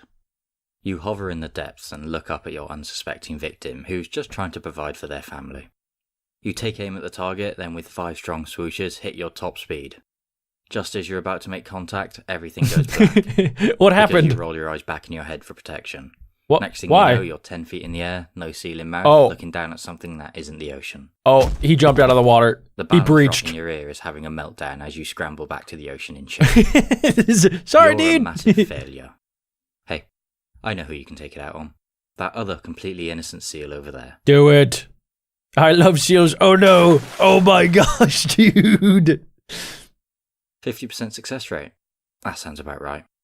Not bad. Very successful for your teeth, though. Oh, Don't where worry, did my that's teeth normal. go? They're only held in by soft tissue. They're going to grow You have back. 7 rows of teeth all ready to step up for duty when the front ones fall. As the conveyor belt moves forward, you continually Employee of the produce new month. teeth that join at the back row. Of the 300 teeth in your mouth, only around 50 are actively tearing up families. Oh, Speaking okay. of that, it's been a few days, so you're hungry again. You slowly approach a new colony. That looks like a good target. Oh, there's another next to them They as well. just look like turds And in a another one toilet. over there. Wait, there's loads of them. Everywhere. What? Why are they And they're all coming everywhere? right towards you. Wait, what's going on? As the seals start mobbing around you, you're as Hey. close to terrified as your brain lets you be. Hey, what's happening? So, mildly concerned. Yeah, we're going to kill You every try to single one swim of away, you. But they follow en masse, taking the occasional nasty jab at you. Wait a second, guys. I didn't know this. I've watched countless hours of Shark Week, and I've never heard of a bunch of seals attacking a great white shark. I've heard of dolphins attacking great white sharks. I've heard of killer whales attacking great white sharks. I've heard of great white sharks attacking great white sharks, but I never knew that a sea puppy was able to fight back against a shark. They're obviously not a fan. It's not your fault. You can't help what you were born into. You're just trying to do your job. Yeah, And what I gotta they don't eat. realize is that you're actually good for them, even though you bring only misery. Without you keeping the populations down, there'd be too many of them and not enough food to go around. Yeah. So they'd die anyway. See? At least if you kill them, someone gets to benefit. I'm doing you guys a favor. They don't look convinced. You know a lost cause when you see one.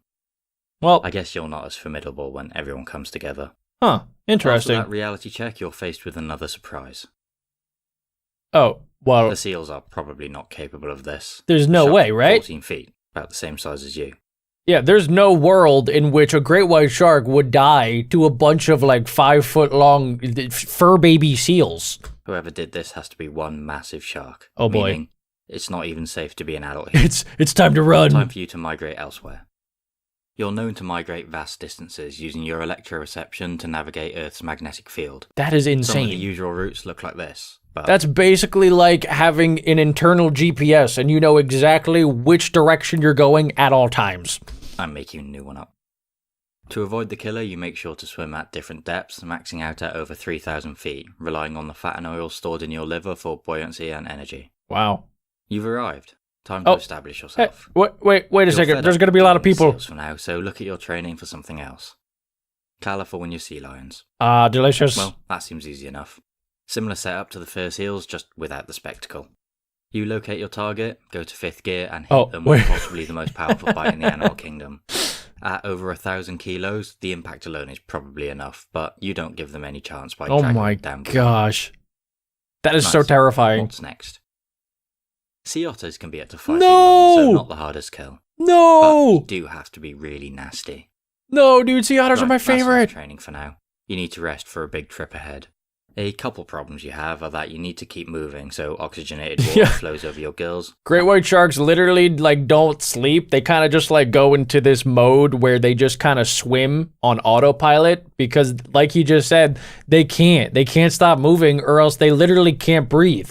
That would be like you can only breathe if you're constantly walking around, which actually might be a good thing for the country. And you don't have eyelids, so typical sleep isn't on the cards.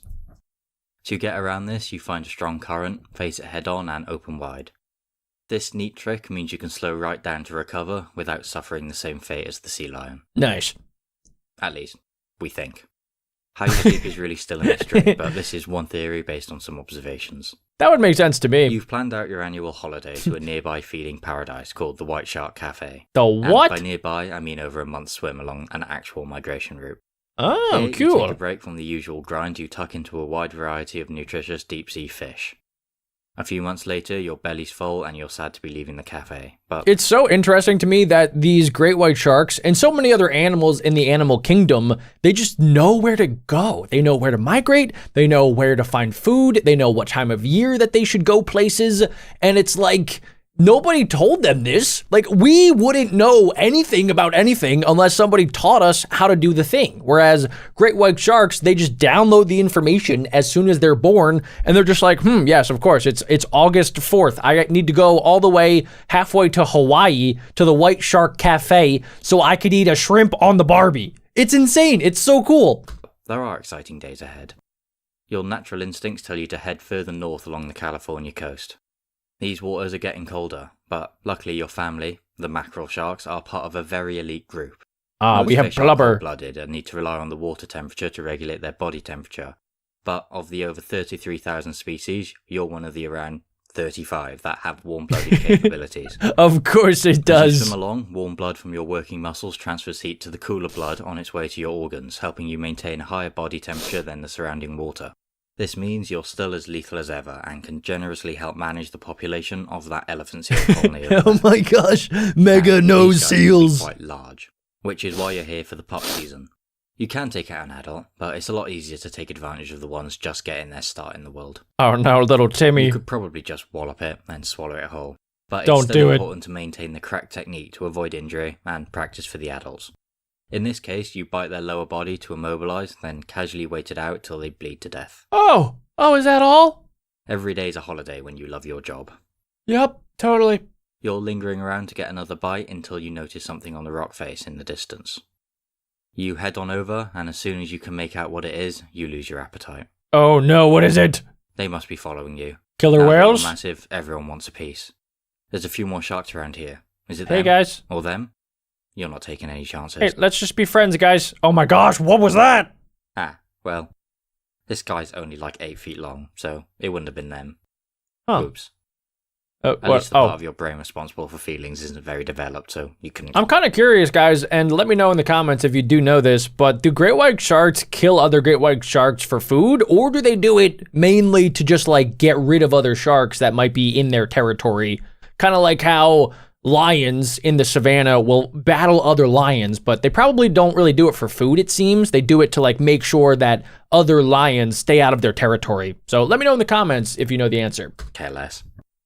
So, the killer's still out there. Time for another made-up migration route. Perfect. Where As to you're now? settling into your new home, you get a nice tasty whiff. Ooh, chicken. I mean, whale. Now that you're an adult, you should be safe to go over.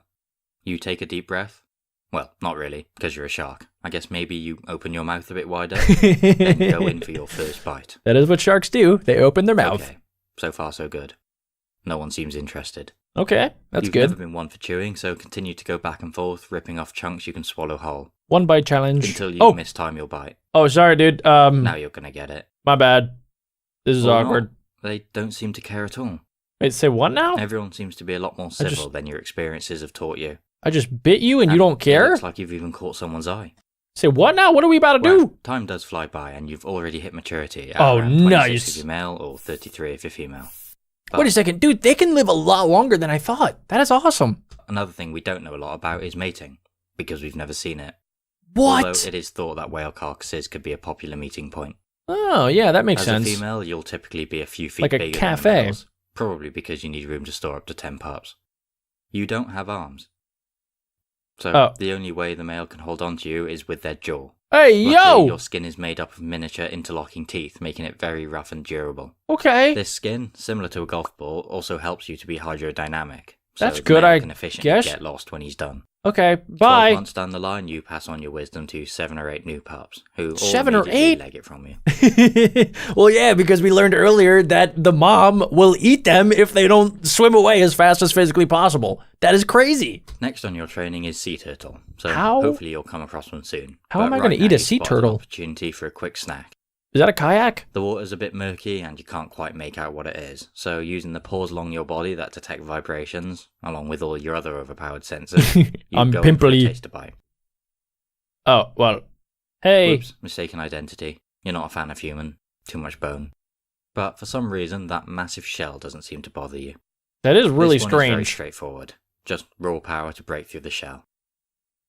Nice. You've completed your training. That is honestly kind of sad if you're a turtle, right? You have gone through millions of years of evolution literally to make this shell that is supposed to protect you against a shark, and then boom, great white shark is actually like, nah, I'm just gonna bite through it anyway. And then turtle's dead. Now there's just one more final boss. But first, what's that over there?